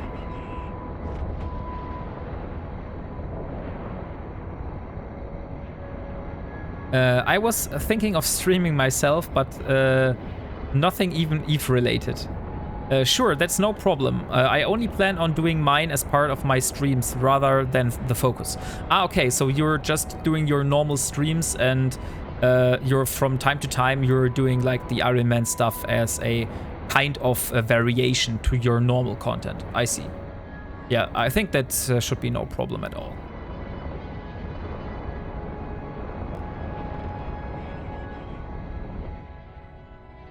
Okay, so now only the Baron is left here. I was always thinking about maybe not now, but when I hit like a certain threshold in the Ironman series, if I would try to do one day in the week where I will stream a different game. Just because I know myself and I am not a person which enjoys always only playing one game. I usually play whatever I want. And I don't want to force myself to play a game just because I'm like doing these Ironman series. So if I ever come to the point where I would say, okay, I don't really want to stream Eve today, then I would notify you guys, and then I will probably do one day in the week where I will stream another game. Not sure what game this will be. Maybe I will finally try and start Elden Ring, since I've never played a Souls-like game, and I've always heard that Elden Ring is a very good game, which everyone should have played. So maybe that's one thing I could do, but yeah, we'll see. So I usually do 4-hour streams Monday, Wednesday, Friday from about 1 p.m. Eve time. And I was thinking of doing the first 2 hours as Ironman and then onto exploration or missions on my main. So that's would miss your times, right? Yeah, exactly. Like I only have times to stream during the week on my on weekends and Fridays. I sometimes have time to do it on other days as well, but I will only be able to stream from like 7 p.m. onwards. The only exception to that being if I'm like on vacation, then I will be able to stream like the whole day, but we will see. That shouldn't be that often. But if you keep like your usual streaming times and I'll stick to mine, then we shouldn't conflict. So I will also be able to join your streams and lurk around how your Ironman challenge is doing.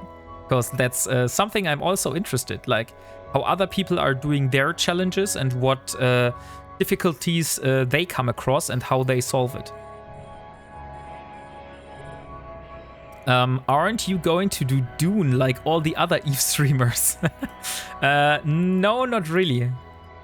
Like I'm not a person who jumps on trends, really. Like I'm doing my own stuff when I want to do it. I didn't play Baldur's Gate when all the other people were trying to play Baldur's Gate. I'm like saving this one up for myself for the future. So I definitely know that I want to play Baldur's Gate somewhere down the line. But I'm waiting for the right moment when I say, okay, at the moment I don't have another game which I really want to play, and then I will jump into Baldur's Gate and do it.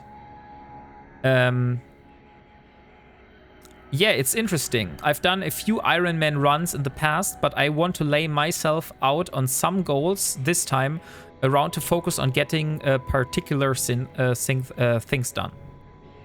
If I run long on Fridays, I can always rate out to you as well. Yeah, sure. Like, if you want to do that, I would appreciate that. And loot this one and this one.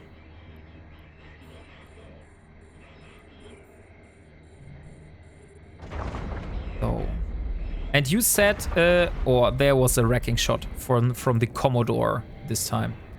And you said that you would like to do it with a Minmatar this time, right? Because I remember that we talked about doing that you wanted to do that. I'm off. See you next time. Yay. Thank you, Eternitas, for turning in. And yeah, see you next time.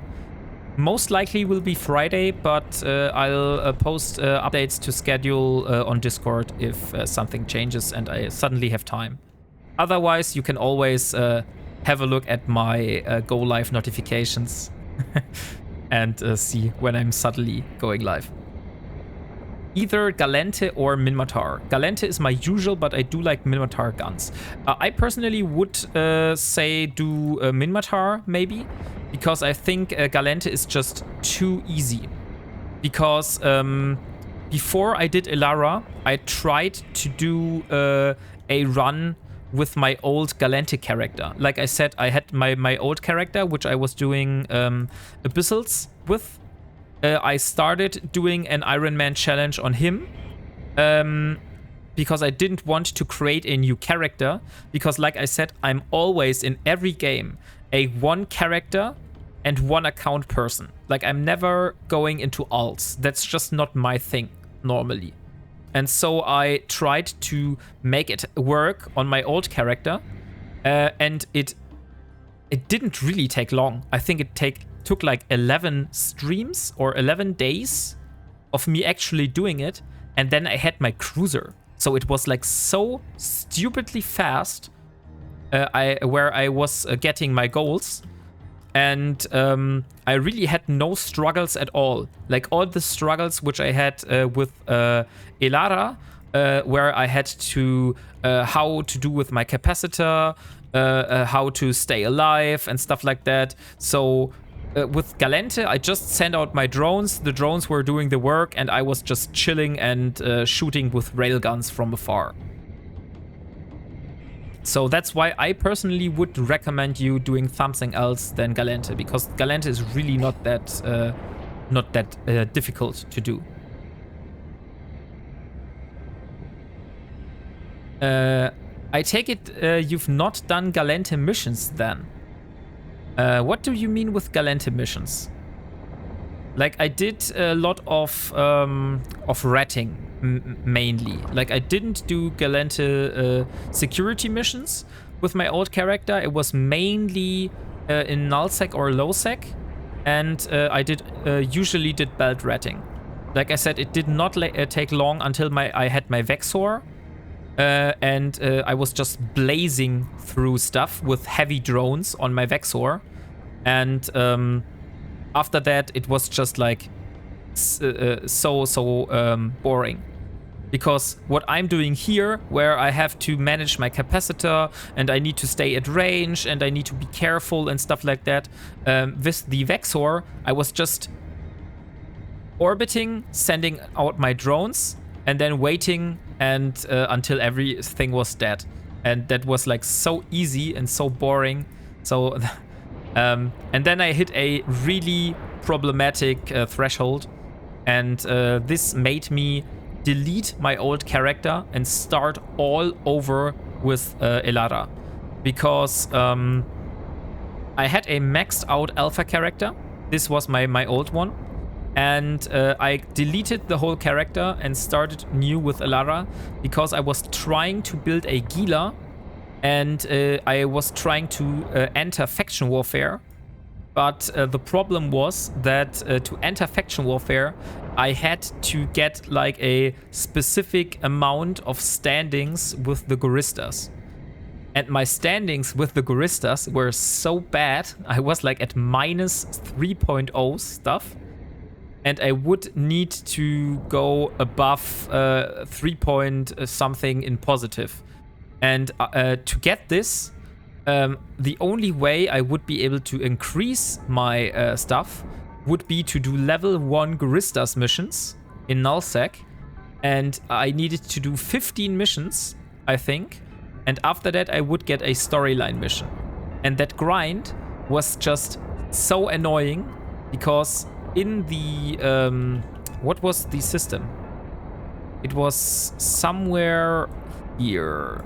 Veil of the Silent, Geminate, You're Blind, Vanil, here, in Vanil. There was a corporation which was doing bubble cams every day. And I lost so much Algoses and nearly lost my, my Vexor.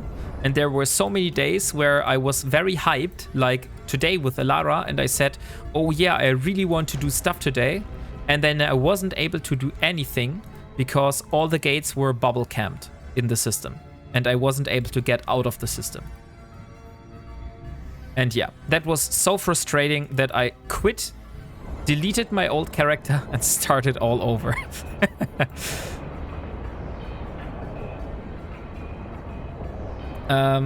Galente missions tend to be tougher because of the sensor dams. Sutter rages about them all the time. I don't know about that, but I personally think that Galente are the easiest rats to shoot because sensor dampening isn't really that bad, and Blood Raiders, for example, are a lot harder. Like if I do Amar missions where I need to go against Blood Raiders and they can mute my capacitor, that's a lot more annoying than being sensor damped. But maybe that's just because I was using drones, most likely, for the security missions. Have you done any PvP? I did some PvP in faction warfare. Like, I tried to go into faction warfare with Elara. Or do you mean with my old character? Because, like, with Elara, I went to faction warfare and farmed some loyalty points while also trying to actively engage in PvP. which, if you look at my Z-kill board, did not go that well. So, Elara Virel. So here is my Z-kill board. It looks very red. So doing the faction warfare did not went that good for me. So I lost a lot of ships. But I only did it like, I think two or three? No, two streams. I did 2 streams while doing faction warfare.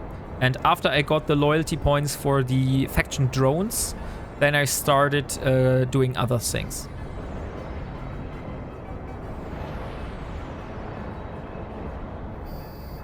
Okay, all the ships are dead now. Let's see what they have dropped for me. Unfortunately, my cargo hold is almost full.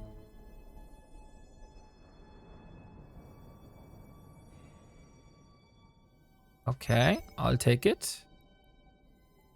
Next one.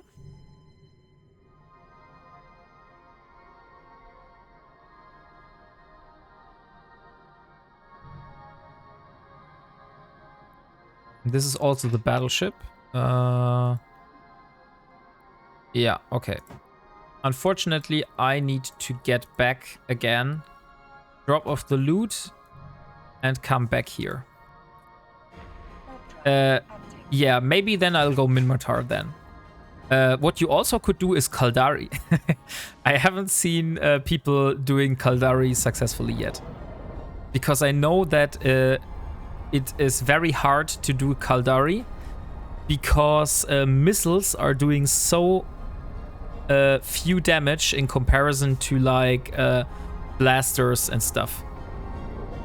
For example, with my Coercer, I had around, like I said, 130, 150 DPS. And with my Punisher, I also was hitting around 100 DPS, I believe. But the missiles, like if you go light missiles with what is the Kaldari frigate?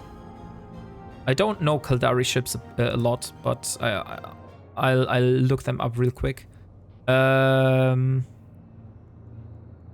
The Merlin? No, not the Merlin.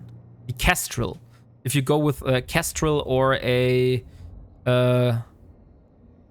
Condor, I believe it is a Condor, with has a light missile bonus.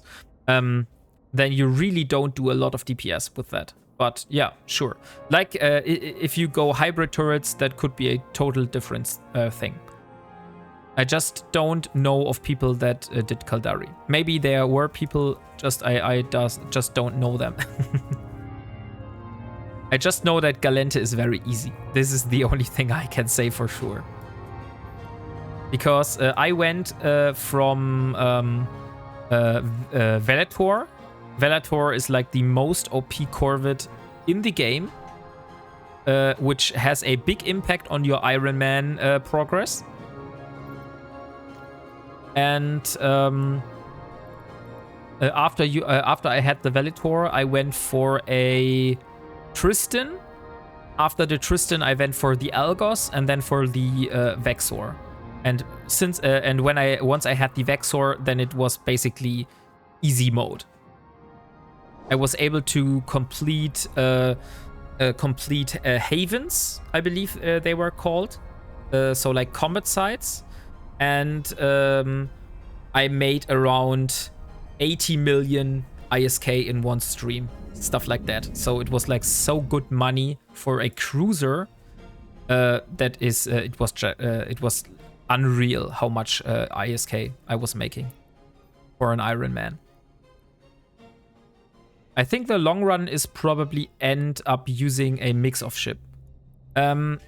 Yeah, that's one thing I'm still considering about, Lucas, because I started the challenge mostly using Amar ships, and my plan was to stick to Amar ships, like only using Amar ships at all and not going for other ships, because this way I would also not, I also wouldn't need to train different spaceship commands. I would just stick to the Amar line, and that would be perfect.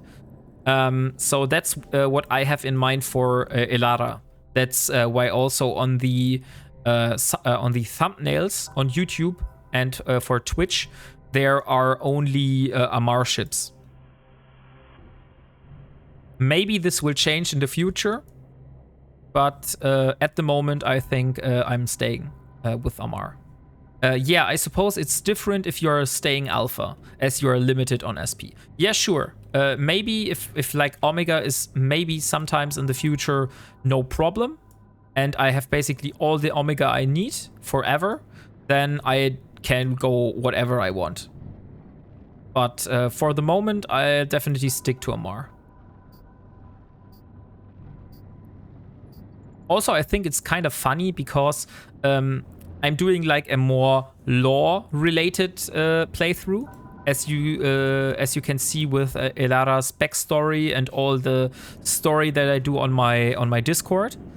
So it would really be odd for an Amar noble woman to suddenly fly a Vexor, for example. So I think that's why I would stick to Amar ships. I'll probably start mine as an Omega on a spare slot and then not allow myself any of the reward queue items. Yeah, that would be odd. Yeah, exactly. That's why I think this is a good thing to say, okay, I'm only flying Amar ships. That's why I usually plan to stick to that. Although it's not an actual rule. Like I on purpose have not implemented this as a rule for this playthrough. So if I ever decide on changing that and say, oh yeah, I have a specific ship which I want to fly, for example, a Gila some day, which is a very nice ship. Like Gila is one of my favorite ships in the game. Then why not allow myself to all the way to also fly other ships? Because I know that with the Gila, at least as an alpha player, you can go as high as T3, T4 abyssals. So even as an alpha player, there's like no problem going up to T3 and T4 abyssals. T4 abyssals are hard, but T3 abyssals are even possible in a passive fitted Gila. Oh look, there's a Drake. Where is this Drake? Most likely in one of the combat sites, I believe.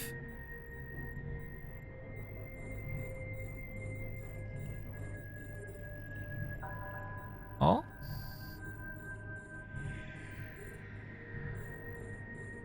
Oh, here he is. Then I will jump away. If this Drake is now here.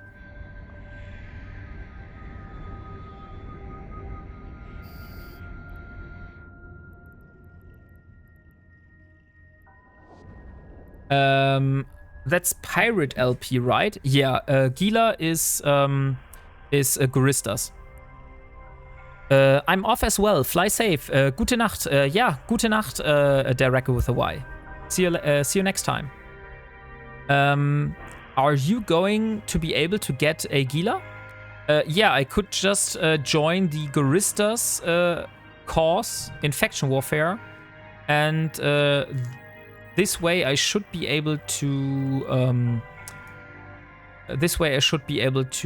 get a Gila if I want to.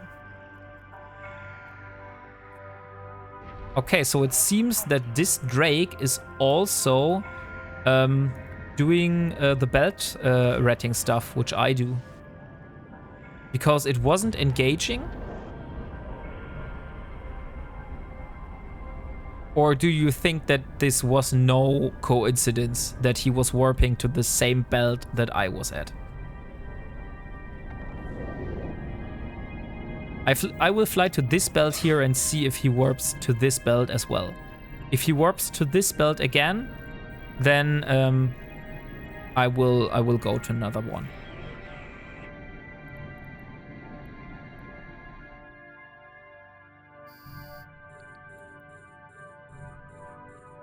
Oh yeah, faction war will make that easier. Yes.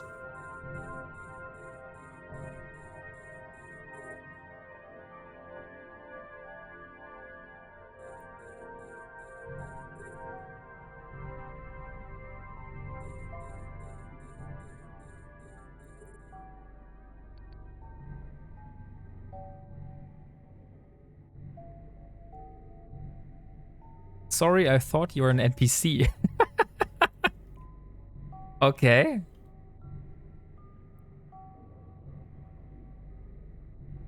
This guy just said in local that he's thought that I was an NPC. I don't know how he came to that conclusion. I've never heard that yet, but that is a funny thing to think about.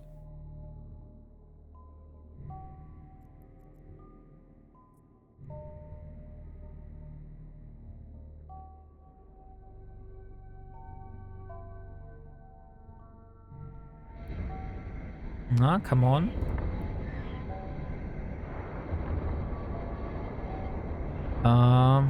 You just need to keep a close eye on the D-scan. Like if I see him on the D-scan, then I need to align out and warp. Let me see. Ah, come on. I want to keep at range. Yeah, now I'm sitting still like a duck. That's not good.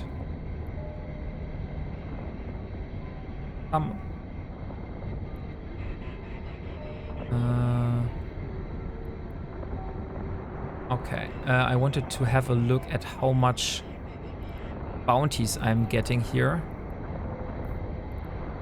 Oh, nice. The last bounty was like 4.6 million. So I would say that's 3 million on average, which I'm getting currently.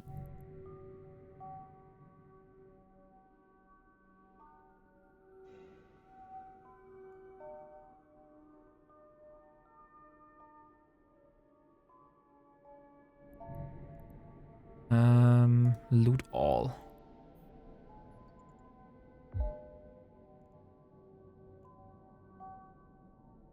Okay, the battleship just warped away from me.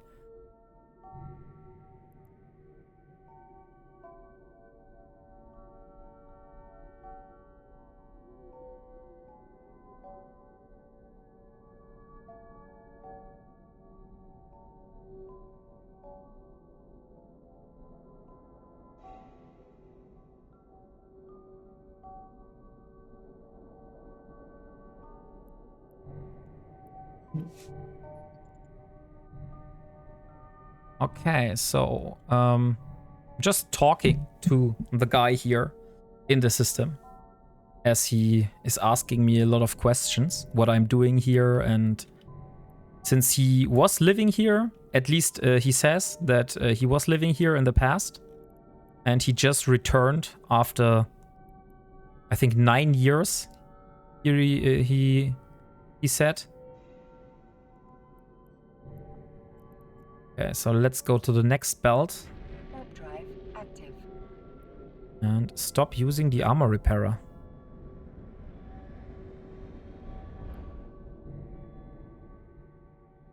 So, from what we have started today, we had 100 and I think it was 195 million ISK.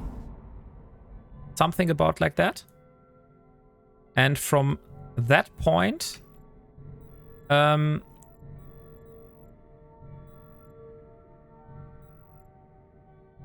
okay. Unfortunately, he's so close. I can't even see when he is coming, since he is at 0.1 AU. So I'll guess I'll just have to guess if he's coming for me or not.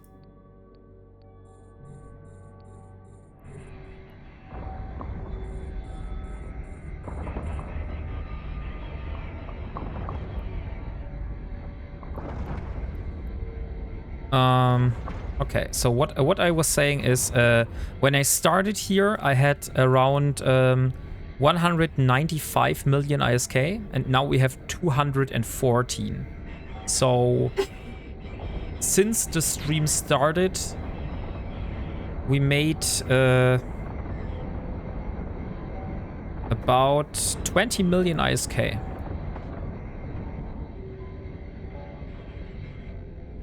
I don't think that's that bad.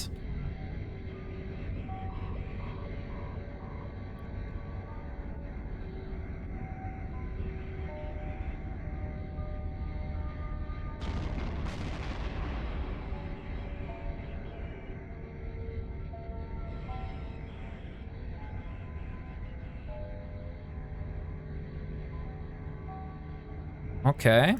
I'm getting shot. No. Please not. That was close. Why the hell was I being shot so hard?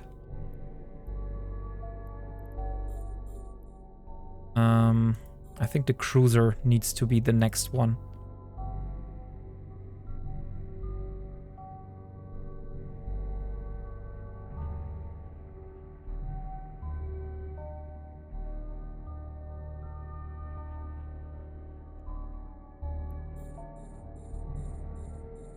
Okay.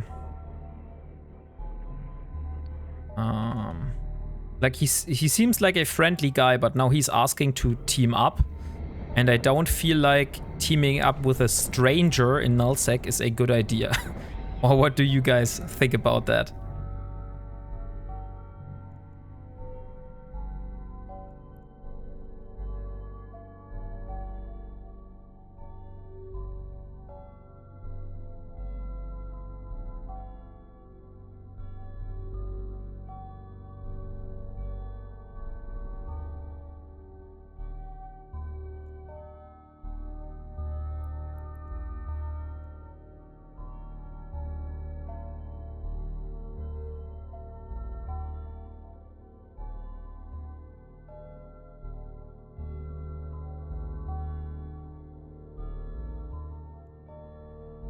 Okay, so now our armor has stabilized again.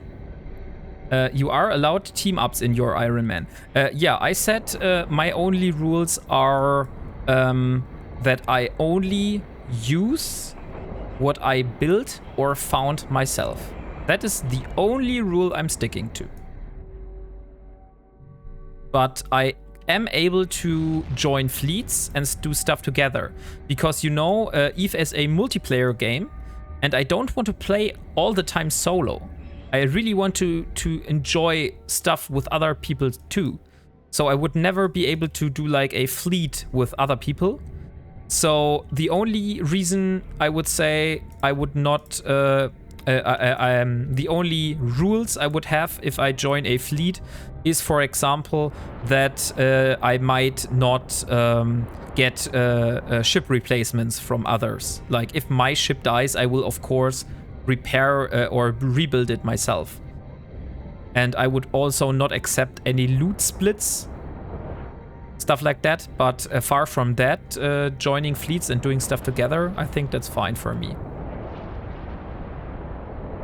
I'd be tempted, I'd be too tempted to just fleet up and suck up rewards. Yeah, that's why I'm doing the additional rules. That, for example, I went with Delboy while he did L4 missions, and I went and salvaged after him.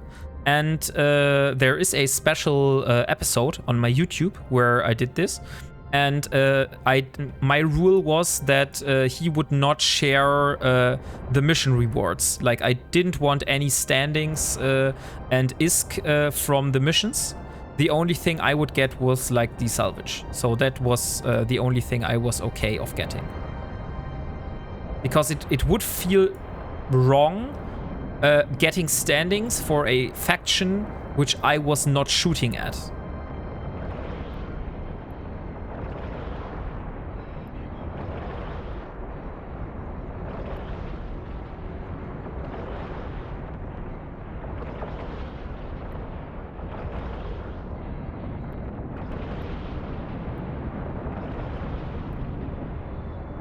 I'm looking through my old forum post, and I'm looking at which rules to keep in, and I'm going to keep on my no joining fleets with other rule. Yeah, sure, like, it's your run. You can definitely make it as strict as possible as you can. It is just, like, I personally said I wanted the rules to be not very strict. The only thing which I think is really the key of an Ironman challenge or of an Iron playstyle is not using the market. All other things, like joining with other players, not looting wrecks from other players and stuff like that, that's like only additional screws to make it harder for yourself. But if you stick to the I'm not using the market and I'm only using stuff which I built myself, that's already hard enough. So that's why I, for me, said this will be the only rule I will set for myself. But other than that, I'm not making strict rules.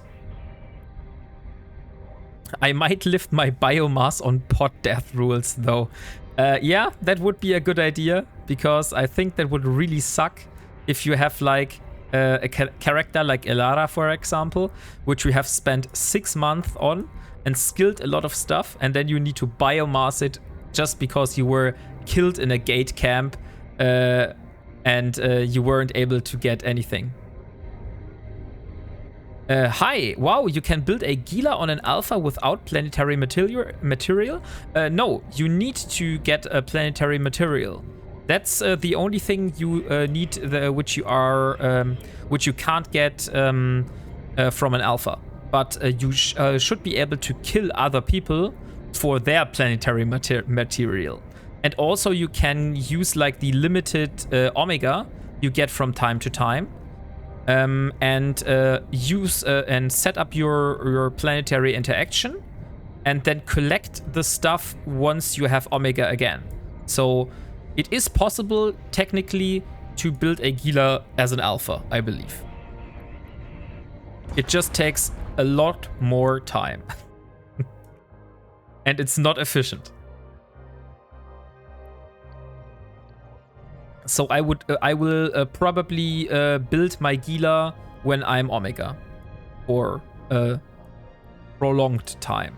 Like at the moment I had like 7 days of Omega during the event. That was a little bit short for doing the stuff to set up the planetary interaction and all. But if I have like a prolonged period of Omega in the future, maybe like 15 days or 14 days or stuff like that, then it might be possible to do this. Especially if I'm streaming and someone would 100% gank me. Yeah, sure. Like if you are in Nullsec and you basically go through a gate and there's someone stream sniping you and sitting with a what is called a bubble and a smart bombing praxis on the other side, and you go through and you just evaporate, then you would bite yourself in the knee if you would have to biomass your character. That's why I think this makes it not... Like, in the end, the thing is, if you do an Ironman challenge, you don't need to look at it if you are able to do it as a marathon. Like, if you say, I will make it as hard as possible, then the chances are high that you're not able to stick to it. So you would probably quit after 20 episodes, for example, because you say, oh, this just isn't fun. I'm really I'm making it so hard for myself. That's why I approached this whole thing, that I want to make my rule set as less restricting as possible, so I could stick for it forever. Like, there is no way, if I would say I will play EVE for like 5-10 years, I would still be able to stick to that simple rules, not using the market, only using what stuff I built myself, because that does not require anything of only being alpha, that does not restrict me to not interacting with other players and stuff like that. So that's why I personally set these rules for me. Like I said, if you prefer it to be harder and you don't want to interact with other people at all, then you can of course do that. I don't have another character, you know? So everything I do in EVE is on stream. And if I would never be able to interact with other players in game, that would be a very boring game, because I'm playing a multiplayer game by only playing solo. And I really want to participate in group content somehow in the future. So that's why I didn't stick to that rule. But if you have a main character which you are playing and having fun with, and you have an alt character which you're doing your Omega stuff, your Ironman stuff on it, then sure, go as hard as you want on the rules.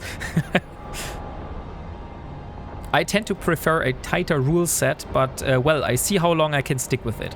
Yeah, that's what I said. Like, the reason for my rule set was that I am planning to stick for this rule set as long as possible.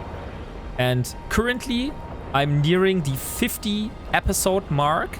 So that's like a lot of hours which I have spent on this Ironman character already. And so what I said and my rules are currently working for me. That's why I'm sticking to them.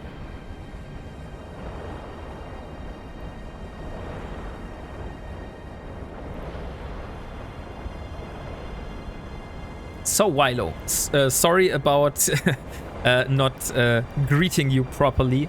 I was just in a conversation with Lucas about his own attempt of trying another Omega challenge, in Ironman challenge. But yeah, Wyolo. So how are you doing? And what brought you here? Like, what is your speciality in Eve?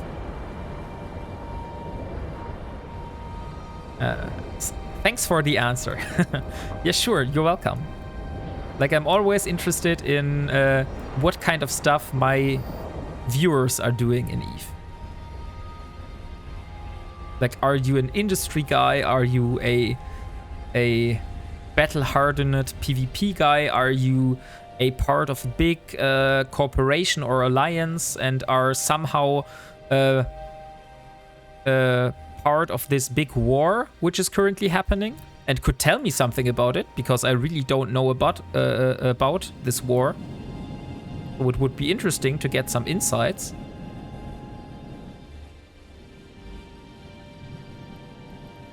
So we were here, now we will go to this one.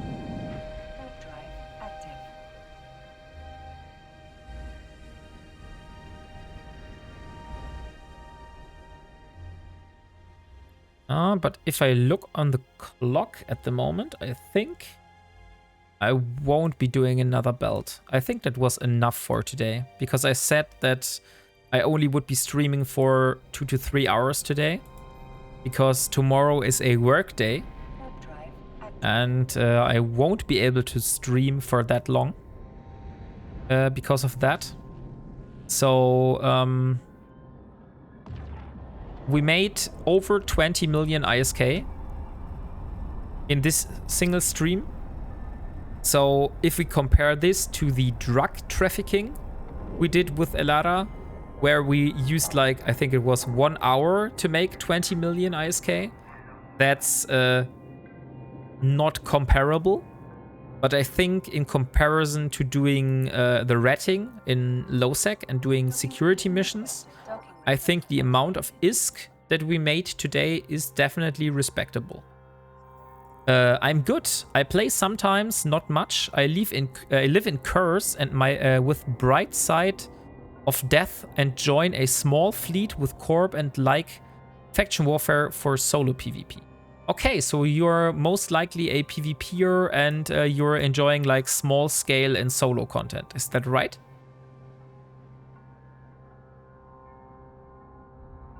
And Curse is also a Nullsec system, I believe, right? Where it is. Azor, Domain, Catch, Providence, Stain, Impasse. Not here. Here's Curse. And yes, that should be a Nullsec system. Ah, I think that's an NPC Nullsec system, like my system is. But I'm not sure. It looks like it, yes. First is Angel Cartel. So that is most likely an NPC Nullsec region. So let's drop all the stuff. So just from the pure stuff, remember we got about 20 million ISK just in raw bounties. And I think let's deduct 6 million for the few stuff that I got yesterday. Or maybe even 10 million. We got 36 million in estimated ISK value from the modules which we've got. So if we would just be here for the raw ISK and we wouldn't be an Ironman, that ISK per hour would actually be not that bad, to be honest. Okay, I have boiled it down to a simple list of 15 rules. Okay, 15 rules doesn't sound very simple to me, but if you have fun with that, then of course. Like I said, my inspiration for doing this comes partially from doing a similar Ironman challenge in Albion Online before, but also because I am part of a corporation which is inspired by building a Cinnable, where he did no trading, no freebies, no agents which are not affiliated with your chosen cruiser faction, no citadel services for anything other than reaction, no loot stealing and not looting wrecks which he didn't create himself, and absolutely no high-sec activities other than travel or in a Corvette. So that's why these were the original rules of the Cruisec challenge which he did. And I just inspired and did a Ironman challenge from that. Like I'm not following those rules, but it's a similar thing. So let me have a look at your rules. You must create a new character with no SP to inject. You must only join your own solo player corporation and should do it as soon as possible. You must not join any fleets with others, though may make a solo fleet for tagging and boosts. You must not use alts or other players for scouting or support. You must not use intel channels. You must not redeem rewards from the redeem queue. This one will be hard, because they will be auto-redeemed after a specific amount of time. At least what I know from the daily opportunities, those will automatically be redeemed. You can't do anything about that. You must not buy anything from the New Eden store. You must not buy or sell anything on the market except with NPC orders. You must not use any contracts. You must not use Hypernet. You must not use station trade. Station trading is the thing which I did, right? Buying and selling NPC goods like the Vitok stuff. Why wouldn't you allow to use yourself to use that? You must not be given anything in space. You may take others people's loot as long as it hasn't specifically been left for you. You must not use others people's player-owned structures in any way. That will be hard, because I'm not sure if you're able to do like the reactions and the T2 invention stuff outside of a player station, outside of a player-owned station. But that's mainly because I never did this, so it could totally be possible in a NPC station. If you aren't sent ISK by another player, if you are sent ISK by another player, you must send it to an alt.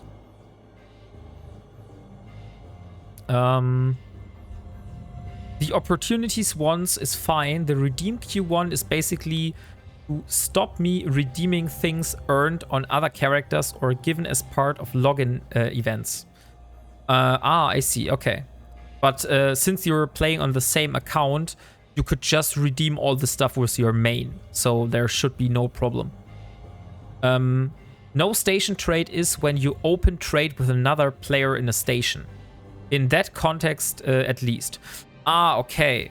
Then I maybe would rephrase some of the rules, Lucas. So you wouldn't allow directly trading with any other with any players, and you don't allow yourself to use contracts, because this way you can't trade with any other players. And you already have not contracts, so I would just name this not directly trade with others or stuff like that. Because I think station trade is maybe open for interpretation. Let me phrase it like that.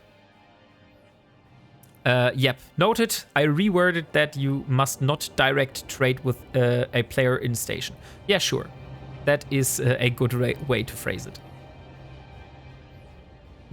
Yeah, other than that, like, that does not sound very bad. You will make this hard for you, though, since you're not able to inject yourself SP. Like the 1 million.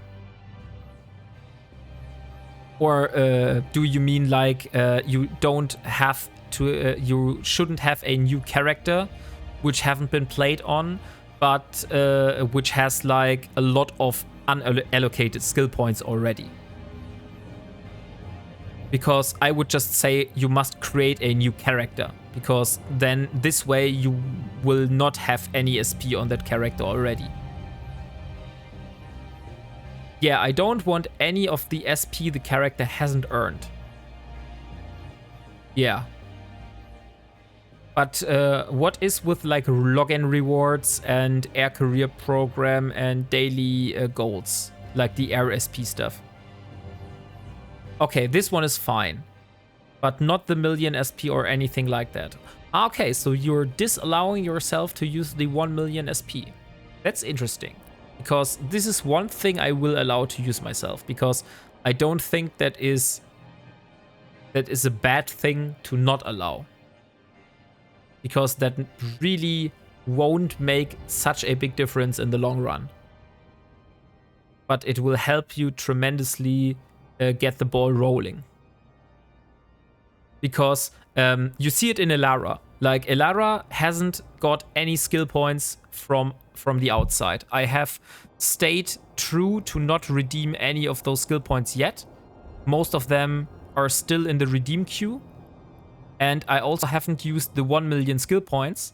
And that basically meant it took me 6 months to get to the 5 million skill points cap.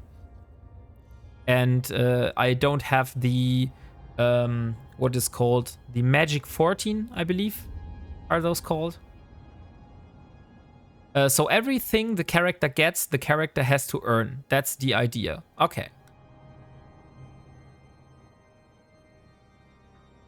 I like your rule that you aren't allowed to loot anything which was specifically left for you. I should also have added one of those rules from the beginning, because a lot of people tried to gift me stuff by leaving it in space for me. But yeah, sure.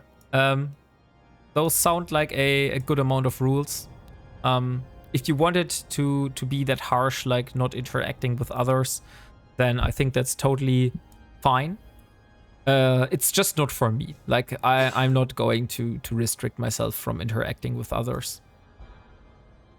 Okay, but I think it is time now. So thank you guys for being here and being a part of this. I hope you have enjoyed the time we have spent together today. We earned like a bit more than 20 million ISK. So if I made 20 million in a single stream, and we need to have 400 million earned in total, that means we need about 20 streams like that. And then we have our Harbinger blueprint. Maybe we'll find a way to get this ball rolling a little bit faster the next time. We'll see. But far from that, yeah. Like in 20 streams, we should have our Harbinger blueprint. if we continue doing ratting every stream. Thanks for the stream. Yeah, sure, you're welcome. Like, if you want, you are invited to join my Discord to be up to date with my schedule and also keep contact when I'm not online. And other than that, if you want to be updated what happens in the life of Elara, be sure to follow if you haven't. And other than that, there's nothing more to say than to wish you all a good night, and see you next time.